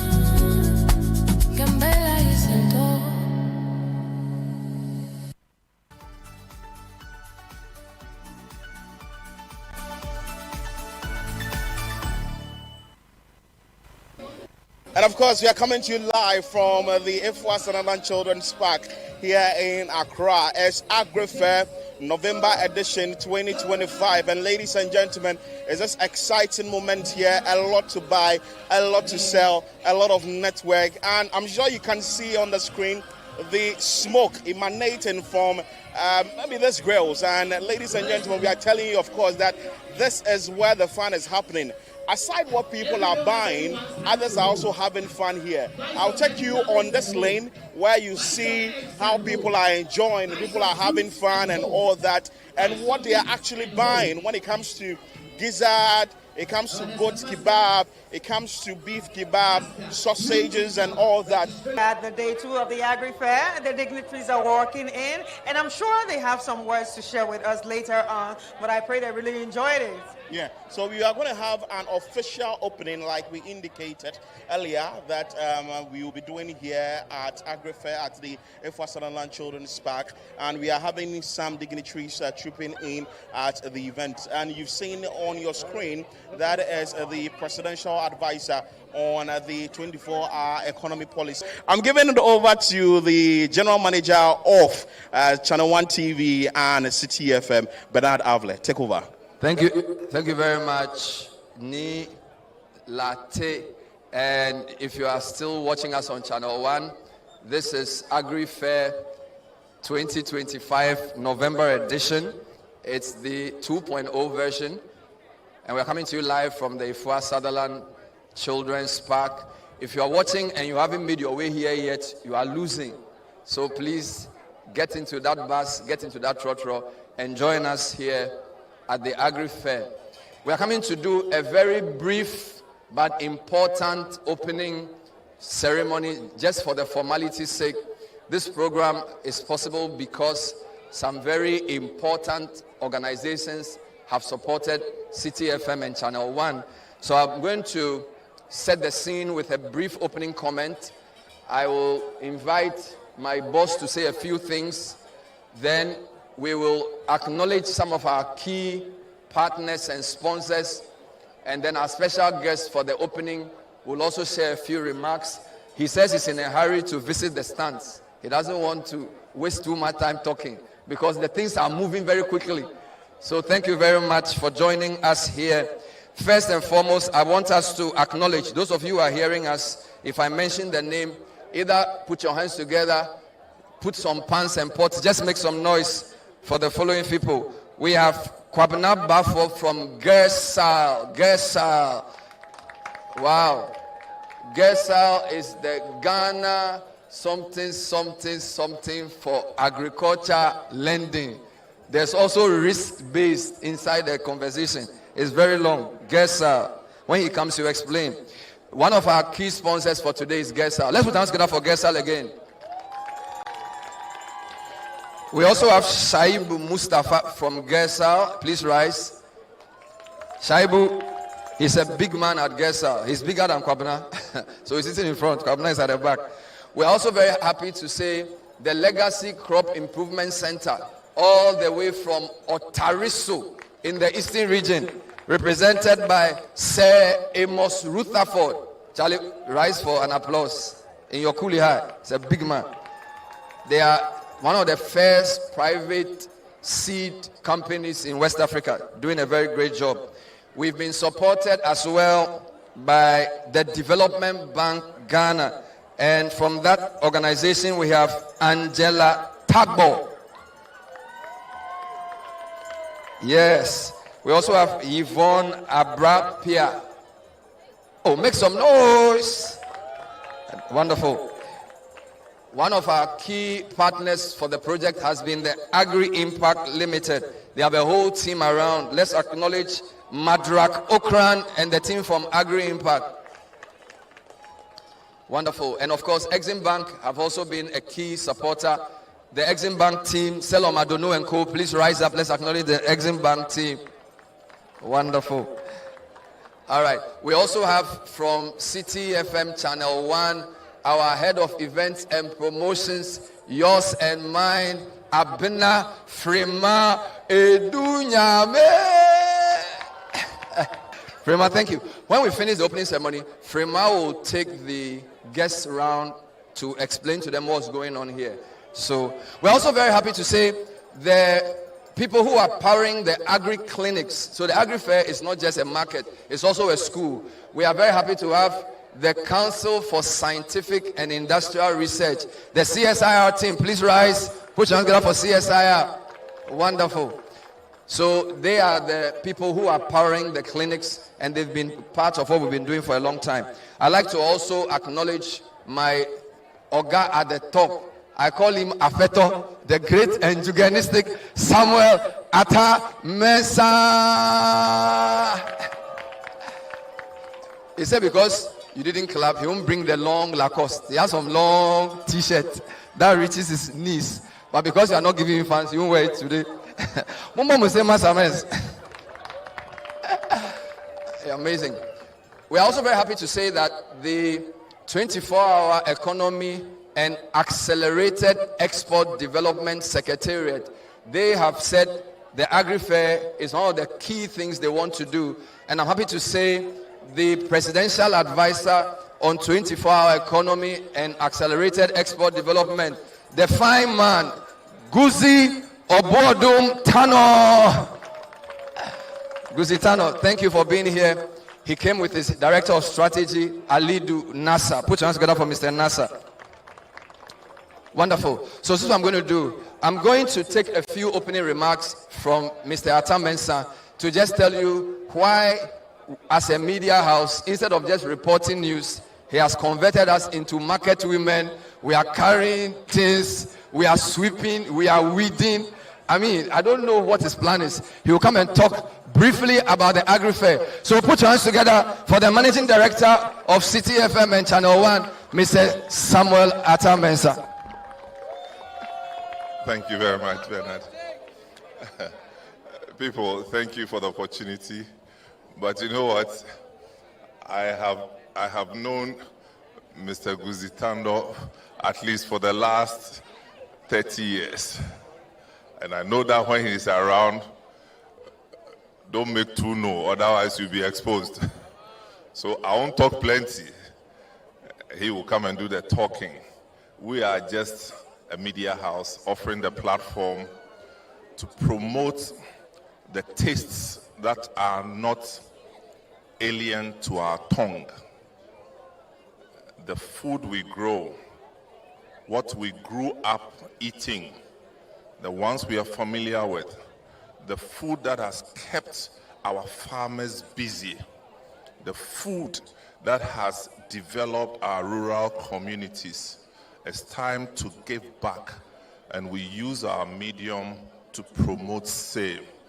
That's all we can do, and that's what this event is all about. Agri Fair has come to stay, and we thank you for your partnership. We thank you for your patronage, and we thank you for your support. Thank you very much, Bernard. Thank you. Hands together for the presidential advisor for 24-hour economy and AED, Mr. Guzi Tano. Oh, come on, make some noise. Yeah. Thank you, Bernard. Thank you, Sam. Thank you for sponsors and also CSR for your Agri Clinic. As you know, one of the key value chains in the 24-hour economy is Grow 24, that deals with crop production, as well as Make 24, which deals with the agro-processing, and Connect 24, which deals with the logistics and supply chains that are required to be efficient to bring goods to market, as we're seeing here today. I want to firstly thank City FM for promoting this confluence of producers and consumers in a context where those who speculate in relation to our food tend to jack up food prices, and indeed sometimes do not even have the logistical capability to provide quality food on our table. What this is doing is bringing producers and farmers together for quality goods, affordable prices, and most important, steady income for the farmers. Guzi Obuadum Tano. When I say eat what you grow, then you say grow what you eat. Can we go it? Eat what you grow. Eat what you grow. Thank you very much. So this is the end of the brief opening ceremony. We're going to go around the stands. Please, if you're an exhibitor and we come, give us a discount when we get there, because we are live on television, we are live on radio as well. So when we come, smile, give us some things for free, let us know where we can come for more. And even though there are over 140 exhibitors, even if we don't come to you, we'll still put you on air. So I'd like to invite Frema and the team to lead the special guest to do a quick tour of the place. Frema, where are you going to pass?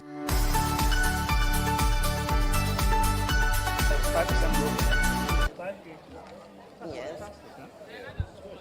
And how are you compared to the foreign imports that are coming from Vietnam? Okay. Okay. 86.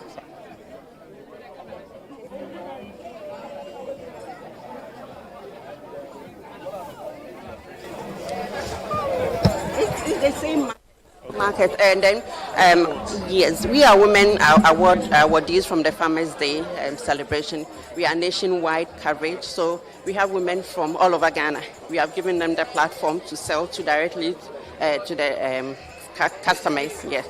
So it's still markets. We have a lot of men in the rural areas. They don't have access to markets and then to the right prices. So with this fair, we are all here. In fact, when we came yesterday, we were out of stock. Today we brought some, and then it's very good for us. Thank you very much. And you know, one of our key programs to formalize the fragmented nature of our smallholders is to develop cooperatives so that they have scale. They're easily accessible in terms of extension services, the provision of new varieties of seed, or including indigenous seeds as well.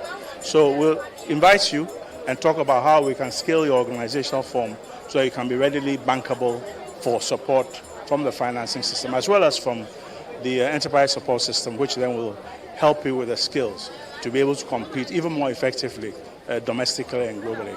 Congratulations and well done. All right, so Honorable, we move to Agro-Kings. That is the famous Nana rice, local rice. Yes. We have one in Ghana Mall in the office. Oh, wow.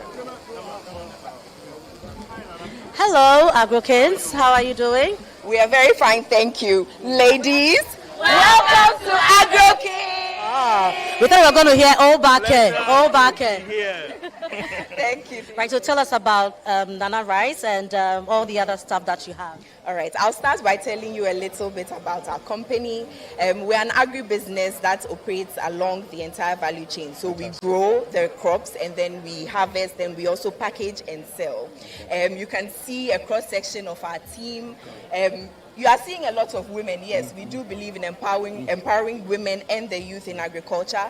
So a majority of our employees are women, and they are also 90% of us are under 35. We also, as part of our mission to be inclusive, have hired about 90. HR is here, she can correct me. We have about 90 persons with disability working with us, and they are here. I'm sure some people have interacted with them today. I'll now go to some of our products. This is our flagship product. Yes. It's Nana's rice. That's what we started the company with, my co-founder and I. We have two variants. We have the red bag and the green bag. The red bag is the long grain rice, so for your plain rice, your jollof rice, your fried rice. And then we have the green bag, which is the broken rice for your omutuo wache. Okay.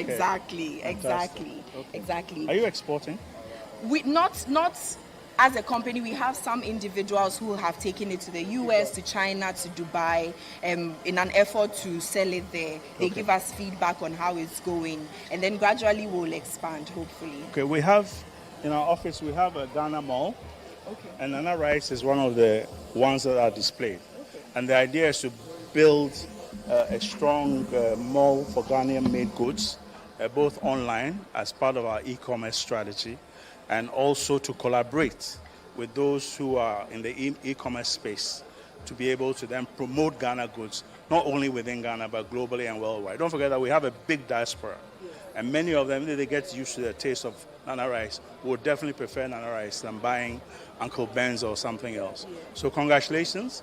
I'm very happy that you have a very strong female force, and that's fantastic. Yes, so we have the food research, we have the animal research, we have the water research as well. So this is Food Research Institute. I'll be speaking for the entire CSIR. So this is CSIR, one of the nation's foremost and primary research institutions in the country. We are here, as usual, making sure that our SMEs have whatever it needs to start, grow, and maintain a successful business. And we are running the clinics as well. So CSIR, for this program, present, water research was here, animal research, and research was here as well. You have on display the products made by Food Research. Everything you see here is made in Ghana by CSIR Food Research Institute. You have the water products and fish made at CSIR Fish Water Research Institute.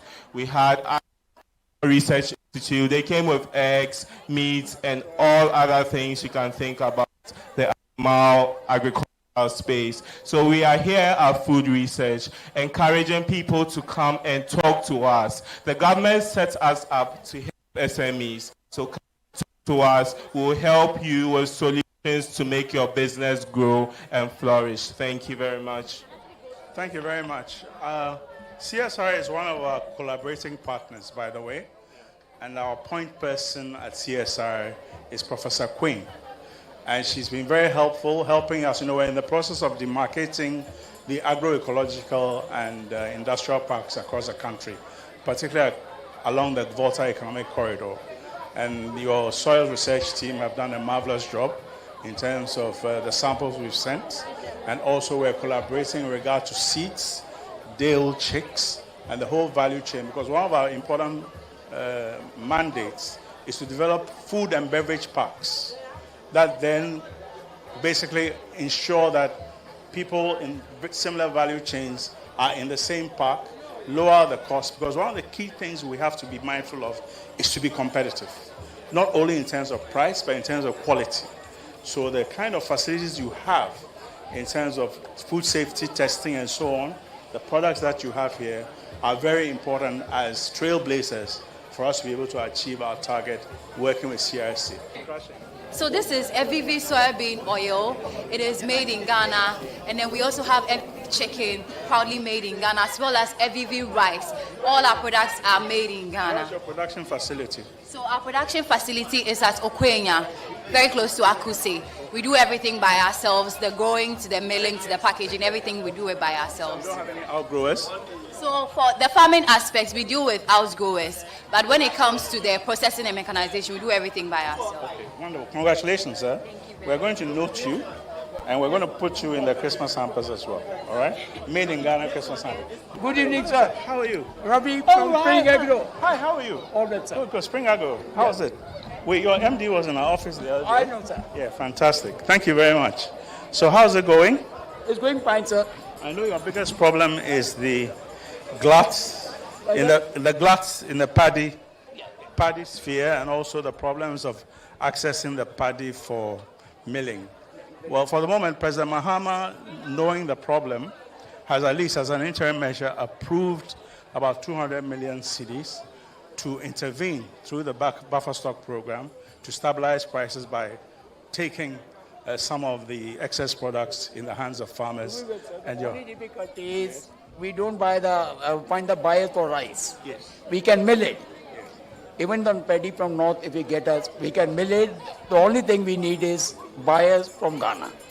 So let me explain what we're trying to do. The procurement law, yes, sir, which governs the way in which government procures, right, sir, is going to be amended so that before you buy anything, the first port of call is Ghana-made goods, including rice. If you can get it done, sir, nothing like it, sir. We're going to do that. For sure. We've been instructed by the president to do that, and we're trying to work out the mechanics so that we are competitive and also we remain within the WTO rules, but it will be done. For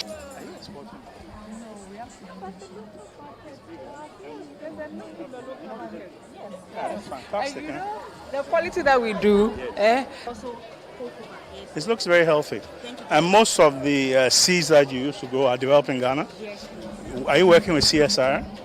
Oh, fantastic. So there's some collaborative research going on. You know that one of the biggest problems we're facing now is the impact of inorganic fertilizers on our soil health, particularly micronutrients and so on. So these soil amendments and organic sources are going to be very important for us going forward. In fact, we're about to have a fertilizer roundtable, so we'll invite you, right? What's the SC Fort, right? Can I have, okay, thank you. Yeah. Sure. Right, tell us a little bit about Volta Catch. Oh, Volta Catch is an indigenous Ghanaian company. We've been in existence for 27 years. We operate in the Esujamine area. So Mpakadan is where we have our depot, just next to the railway station. Then we have other sites at Akuse, Esusuare, Inyase. Then we have depots as well at Tema, Malata, Kaswa, Takrade, and Kumasi. It's an indigenous company, so we control the supply chain from egg right up to the fish. So we do our fingerlings, the eggs and everything, so we can control the quality. So whatever you're eating, you have faith and trust. We are supporting the government as well. Being an indigenous company, we recruit lots of Ghanaians. My staff numbers is about 1,200 Ghanaians. So we're supporting the government's initiative. We're here to feed Ghana. So healthy proteins. Yeah, I think that's it. So wherever you see Volta Catch, you know it's quality proteins you're eating. What's your annual production? Last year we did 18,000 metric tons. We have as objective to go up to 30,000 metric tons a year. In that, we need government support as well to support us. But again, as I said, we are number one in terms of West Africa, in terms of tilapia production. We do our fish in pristine quality water. We have a quality assurance. We work with EPA, all the standard boards, Akosombo, VRA. So last year we did 15,000 metric tons. So this year we're going to do 18,000 metric tons of whole fish. That's good. I mean, the 24-hour program is designed to bring investors and lenders from the private sector to support enterprises like you. And already Trovo Farms is on our radar, and so I'm sure you've met some of our team, and a lot of work is going to be done. Tell you what the whole 24-hour economy program is about. It will take a longer time, but essentially what we are here doing is that we are here to create awareness about our program documents, and I think it has been fantastic. Since yesterday we came, a lot of people have been coming to hear about our program, and I'm impressed with the way people have expressed interest in knowing more about the program. Yesterday was awesome, today has been fantastic. More people are just showing interest, knowing what the 24-hour economy is about, and also how they can also participate in this whole economic revolution that we are trying to do. So it has been fantastic. So for farmers who are here, how do they connect, to the 24-hour economy? So we talk to them about one of our sub-programs is called Grow 24, which talks about Agri. So when they come, we explain to them what the Grow 24 is all about and how they can also take advantage of it. So it's actually in line, what we are doing here is in line with our program document that we are running. Yes. And then we have on display here a few of Made in Ghana products that we are encouraging people to look out for when you go to the supermarkets and shops. Look out for Made in Ghana products and buy. We are not actually selling them, but we are.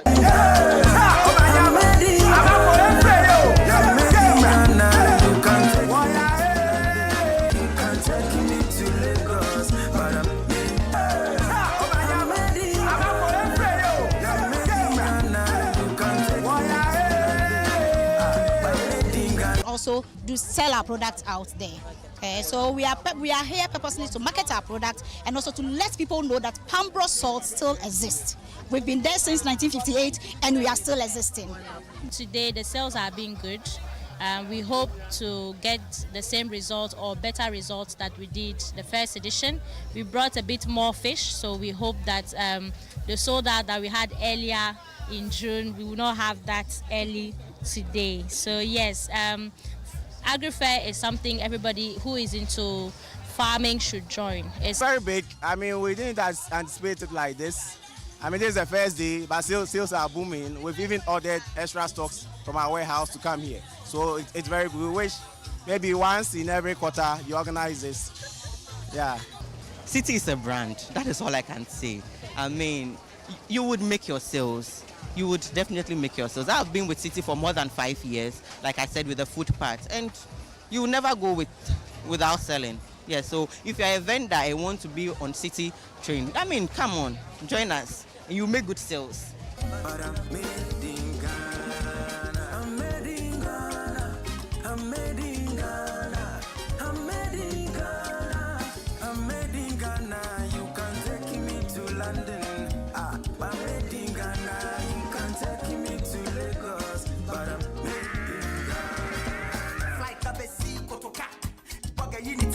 On the car, you can say, boys, I share then your temperature. Now you put on one some pocket pressure. Now still you did that. I show one show love, you be man. Boss with ya, yes, so when I treat the best, I have to some of the fans for ya. Rasta man say one low, from bullet to Accra, one soul. Then you now see the ya one do. Kill it will in the paya, one go. But a man day, they one chop rango. But some few ones day, they one show.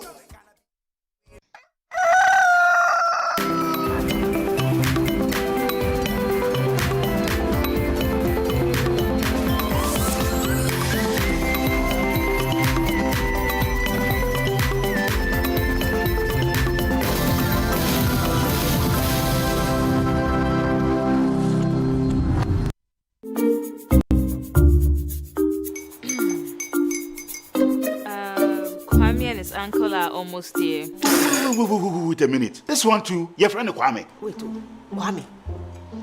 As in the same Kwame again? Yes, mommy. The second coming. Into all this tension just to reintroduce that broke boy from Kaswa. Why would you deceive the family like this again? Now I understand the whole delay. Trotro from Kaswa dear. Why wouldn't he be late? Or being late? Of course.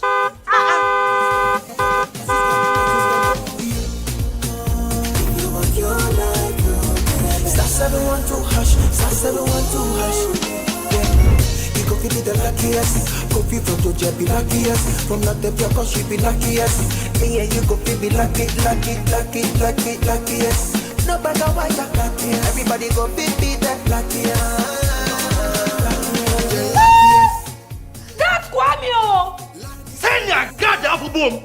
If you're poor, so would the coming of the Son of Man be. Hey! Is that his car? Ha! Even now, your shadow the way designer. I use my own mouth to reject him. Oh, this is my mouth. Look at that. Kwame, my son. Now, tell me the truth. How did this all happen? Oh, mommy, simple direction. Mr. Good Luck no check me well. Yeah, man. Easy car. Or dial star 712 hash. The devil is a liar. He picked his ticket and entered his lucky 5-digit number. I'm his birthday. Oh, how romantic. And he followed the prompts. Yes. And then boom, confirmation test. One quick, pick 5 numbers for me, okay? I'm feeling like 7. Dial star 712 hash. Choose your ticket. Enter your lucky number. Follow the prompt and let destiny handle the You see how they love you now? Yo, baby, our family permission. Before December, maybe release a motivational album. Patapa, my super. This promotion is regulated by the NLA on the Caritas platform. This Christmas Eve, skip the ordinary and step into the extraordinary. Welcome to the Situation All White Party 2025, where the music never stops, the energy never drops, and the fun never ends. Celebrating grand style with great music, irresistible food, and an atmosphere that screams good vibes only. Date 24th December 2025. Venue Good Park near the Accra Mall. Time 8 p.m. till late. Dress code, it's an all-white affair. Get ready for electrifying live performances from Kofi Kinata.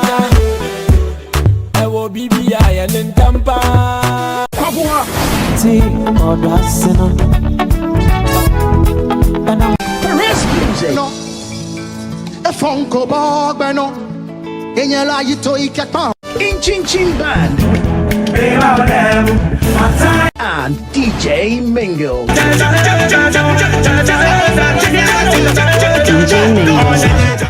Wear your best all-white fit. Bring your dancing shoes and let's light up the night together. Book your tables now. Call 0205-973-973. It's Christmas Eve. Don't miss it. The Situation All-White Party 2025 is powered by Channel 1 TV and 97.3 City FM. And it's proudly sponsored by EcoBank, Bethel Logistics, and Hallmark Cafe.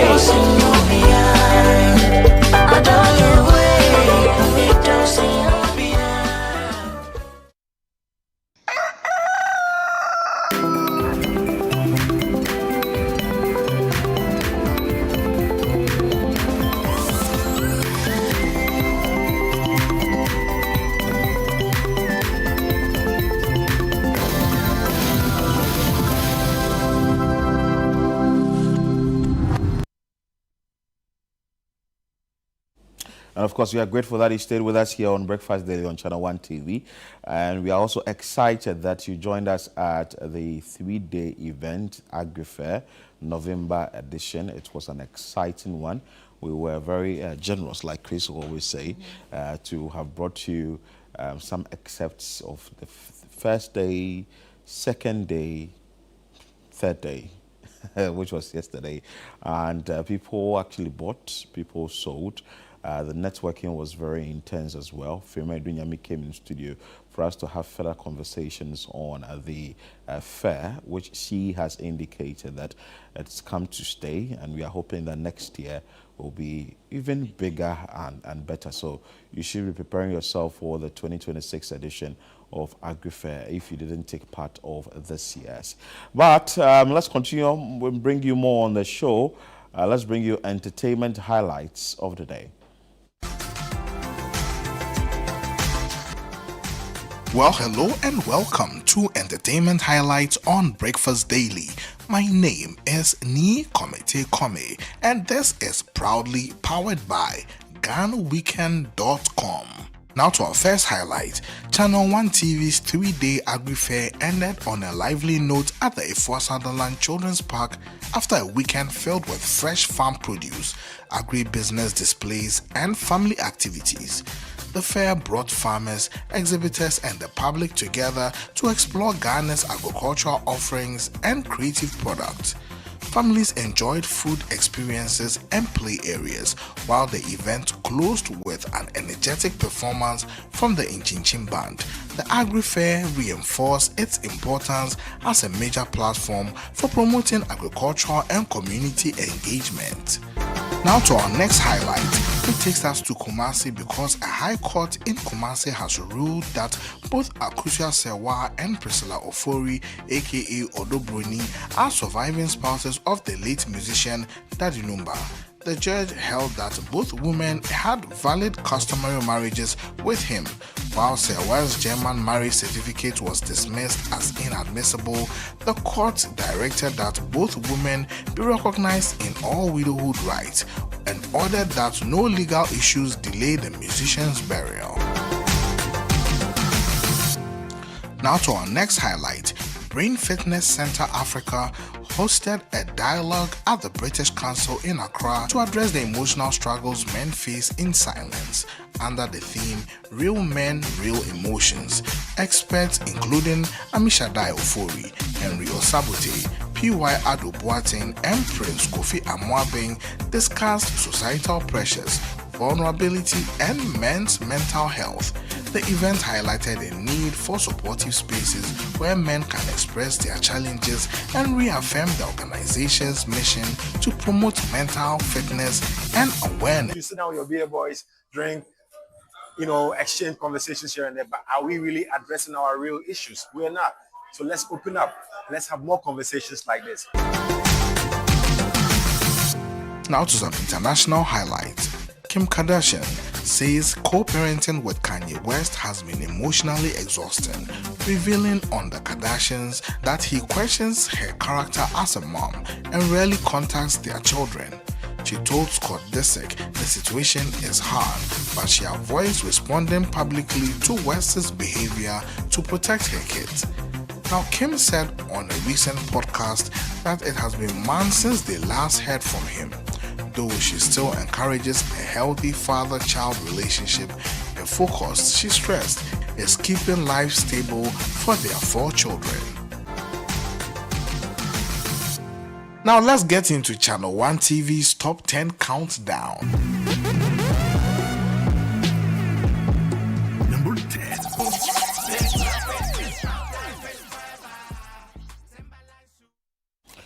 And of course, that was the entertainment highlights of the day. Yeah, let's bring you more on the show. It's a Monday, and definitely we have to tell you what has been happening in the world of sports. Yao Minta is in studio. Yeah, I was arguing with me actually. That was. I don't know, but let's talk about what's now. Yeah, Charlie, first, what is in the world of sports that we need to know? Yes. A lot is happening in the world of sports, and a lot happened over the weekend in the world of sports. And the biggest takeaway from the international scene when it comes to national team football is that we are all gearing up for the World Cup draw. Yeah, the World Cup draw. The draw will take place this Friday, which is December 5. Okay. Yes, in Washington, D.C. And yes, that will determine the group that Ghana will find itself in for next year's World Cup. And so people are coming up with different permutations that, Ghana could end up facing Argentina.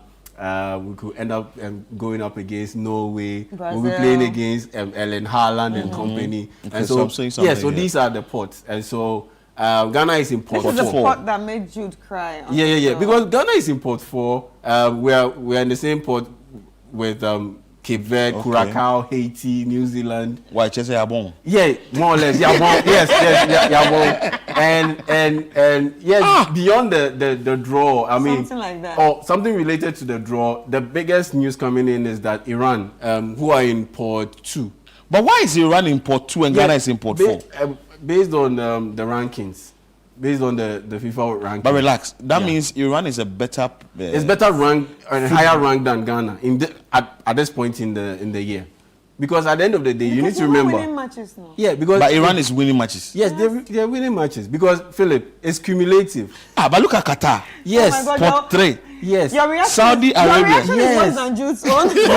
No, because you see, it's cumulative. It's cumulative. And you look at Ghana, the AFCON, we didn't qualify to the AFCON. Okay. How did we not qualify to the AFCON? We didn't win a game in the qualifiers. Exactly. So it adds up, and it has led to this. But it's Norway, a country that is really into football. Yes, they are into football. Erling Haaland plays for Norway. For Norway. Yes. Odegaard, who is Arsenal captain, plays for Norway. Antonio Musa is also in there. There are some good players in there. Alexander Solot, Alexander Solot, who plays for Atletico Madrid.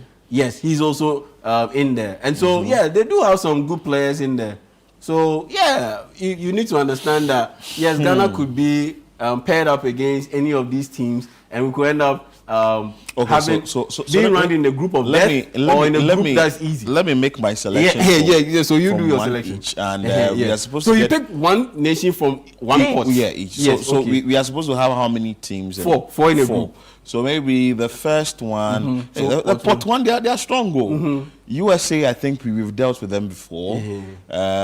Canada, is Canada really strong like that? Yes, they are on the come up, but they are beatable. Yeah. Because for Spain, Argentina, no. France, no. England, no. Brazil, no. Portugal, no. So who are Netherlands? So I may go in for USA or Canada, because Mexico is very strong. That is in pot 1. So pot 2, Croatia, I think they've disciplined us in recent times.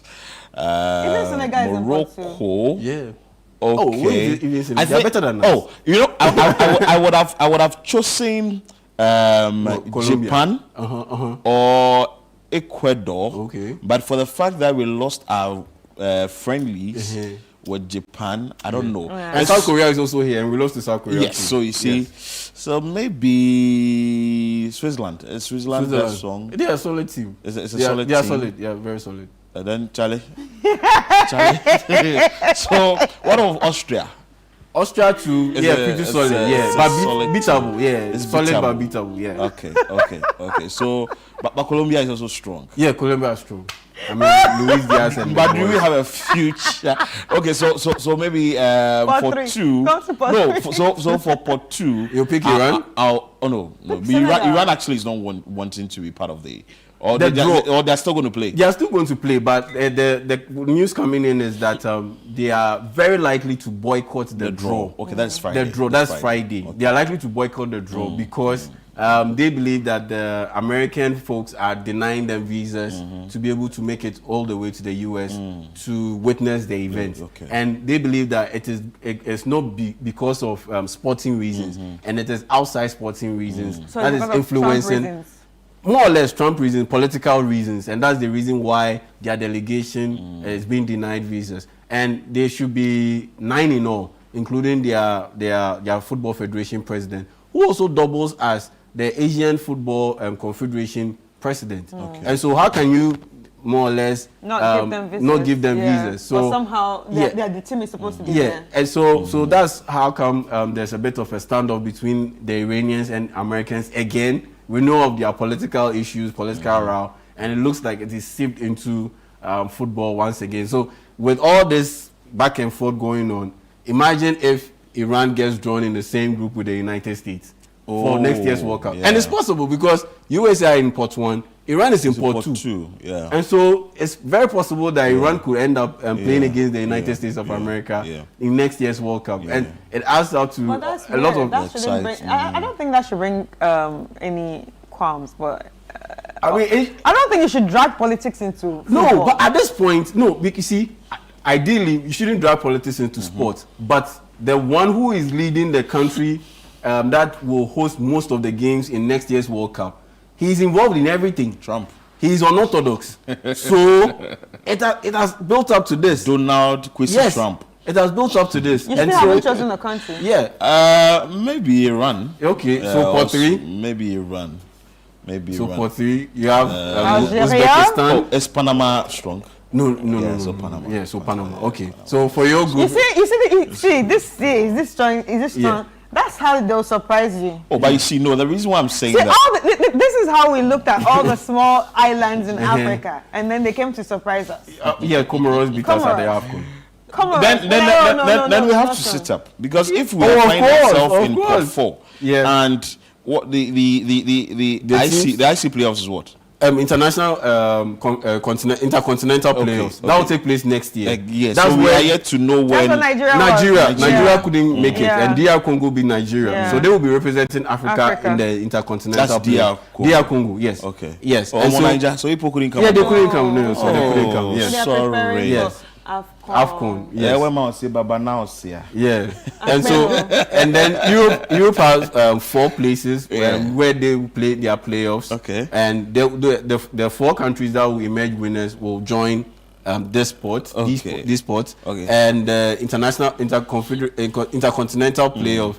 The 2 nations that will emerge winners would also end up. So for now, we can't choose because we don't have the full list. No. For now we can't choose because we don't have the full list. But they will be paired. But will you play against your pot? Anyone in your pot? No. Okay. All right. Oh, okay. So when you are here, you just choose. Yes, it's 48 countries in all, 12 groups, and we have 4 pots. So 12 for 48. So 1 country from each pot will get drawn into each group. Easy. Okay. You know, it's quite unfortunate that we do not have a lot of African countries here. Oh, actually we do, because now it has been expanded. So we have 9 African countries. But that's not enough. Yes, you have a good point in there, because we have 54. Here. We have 54 countries in Africa, and it's the same as Europe. But Europe have 13 spots, and Africa has 9. I'm sad. You know why? Why is that? I'm not saying any African country. Pot 1. Oh yeah. I mean, because we are. It's the Morocco could have been there. Yes, but in terms of the top rankings, they are not there. They are just outside the top 10, top 12. So yeah, it's part of the game. And in pot 2, just 2 African countries. Morocco and in pot 3, we have only and they are the best countries. In pot 3, we have 5 African countries. So we have Egypt, Algeria, Tunisia, Ivory Coast, and South Africa. Yes. Yeah. So that's where normally. Is South Africa a better? Do they have better team when it comes to football than Ghana? They have a better team. Player-wise, no. But coaching-wise, yes. Yes. So you think our problem is the coaching? Right? Yes. I don't think it's just the coaching. No, Chris, it's the coach because... Why? Okay, based on player talent. Based on player talent. Because we have Kudus, we have Jordan Ayew, we have... based on player talent, are you comfortable with the players that we have? The pool that we have? I think so. Yes. Okay. See, but why are they shake? Why are you worried ahead of the World Cup? So we are not making good use of them. Thank you. We are not utilizing them well. Yes. And who would you of course the person who is leading, or who would be responsible for that? Of course the person who is leading. Exactly. Because you need to identify the talent, and that's why I say the person who fits in. We have an issue when maybe it comes not just to the coach, the technical team. Yes, it's the technical team led by the coach. It's the technical team led by the coach. That's why I was saying that. Okay, Otuado has done well. He's qualified us to the World Cup. Okay. So as soon as the Comoros game was done, as soon as the Comoros game was done, we should have just let him go and brought in a different coach. It's too late. But why do you think we've lost 2 friendlies, Japan and South Korea? Again, because it's down to the coaching. Because if in the lead up to the game against Japan, you recognize that Japan pressed the ball very, very well. They press high up the pitch very well. But we go into the game against Japan and we can't play our way through the press. But I thought it was because it's not the major players. Yes, it's true. On the it's field. true. But Japan also missed out on some key players. All right. Karu Mitoma didn't play. What's the right name? Daichi Kamada of Crystal Palace didn't play. A couple of them also didn't play. So it's not like you can use that as an excuse, as a major excuse. It has to be better. And it wasn't better. It wasn't good. And so, yeah, so that's the lowdown on the World Cup draw. Is taking place on Friday, December 5, in Washington, D.C. And yes. What time? Yeah, 5 p.m. 5 p.m. Sorry, 5 p.m. 1700 GMT. Okay. 5 p.m. And yes, so we'll know the group that Ghana will find itself in. And so yes, I'm hoping that yes, Ghana plays against Canada, Iran, and Panama. Which is very beatable. Yeah, which Canada. Is very beatable. Yeah. I think I chose Canada. Yeah, you chose Canada. Yeah, so and I chose Panama. For me, I'll pick Canada. I've really done well. Yeah, so I'll pick Canada for the easy part. I'll pick Canada, Iran, Panama with Ghana. But regardless, we should prepare ourselves because if we should meet, thank you, Argentina, the next one Morocco, the third one maybe our neighbors Ivory Coast or even South Africa or Scotland. or Egypt. Yeah. They wouldn't spare us. No, it wouldn't be easy at all. So the truth is that throughout this World Cup, nobody is going to be sitting with their hands forward. Nothing is going to be easy. Even the countries you think are easy countries, because they are not coming. For instance, Curacao, they are the team or the nation with the smallest population to qualify to the World Cup. But the interesting thing about Curacao is the starting unit, the starting 11 that played in that game against Jamaica that got them to qualify to the World Cup. All of them were born in the Netherlands. All of them were raised in the Dutch system because it's a former Dutch colony. Right. And yes, they are independent, but they are not a republic. So they still fall under the Dutch crown rule. And so it's still considered as a Dutch Caribbean island. All of their players, the starting 11, all of their players who played in that game against Jamaica, they got a draw against Jamaica in Jamaica. Wow. And that's how they qualified to the World Cup. All of them grew up in the Dutch system. All of them were born in the Netherlands. And on top of that, their head coach is Dick Advocaat, a veteran Dutch coach who has coached the Dutch national team on 3 occasions. They can pull surprises. So they can pull a surprise. So that means definitely nobody is just coming to crush. But on the difficult side, Ghana could end up playing against Argentina, Croatia, and Norway. Yes. But not Brazil. Oh yeah, it could be Brazil. It could be Spain. It could be France. So could be Germany. Yeah, it could be Germany. So our boys will be playing against Mbappe and Desiree Doué and Germany. Now you're hearing the names and you're shaking. Yeah. But I must commend Chelsea. They did so well this past weekend. Yes, they got a red card in the first half, but at the end of the day, they still managed to pull a draw against Arsenal. And on top of that, Manchester City, they beat Leeds United by 3-1. Manchester United ended up beating Crystal Palace by 2-1. They came back successfully and they got that comeback win. And yes, Barcelona also got back to winning ways. Lamine Yamal got a lot of talent after his no-show performance in the Champions League against Chelsea, but he did so well. He scored a goal and he also gave an assist. And yes, unfortunately, Real Madrid dropped points. They drew 1-0 with Girona, and now Barcelona lead the La Liga standings by a point. And yes, I must give big shout out to this guy, Messi. 30 seconds. Yeah, 30 seconds. Lionel Messi helped Inter Miami qualify to the MLS Cup final, which is the soccer league for America. Yes, United States of America.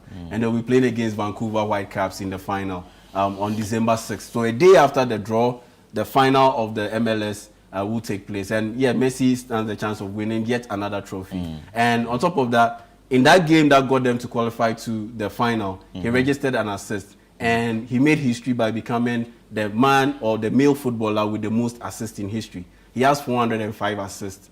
And he has beaten Ferenc Puskas, who has 404 assists. And so, yes, kudos to Messi. Yeah, for me, he's the greatest of all time. Ronaldo fans. You just want to give it to Ronaldo. Anyway, that's how we end today's show. It's the first day of the month of December 2025. I want to say a very big thank you for staying with us here. I am Philip Nilate. And my name is Chris Carter. See you tomorrow on a brand new episode.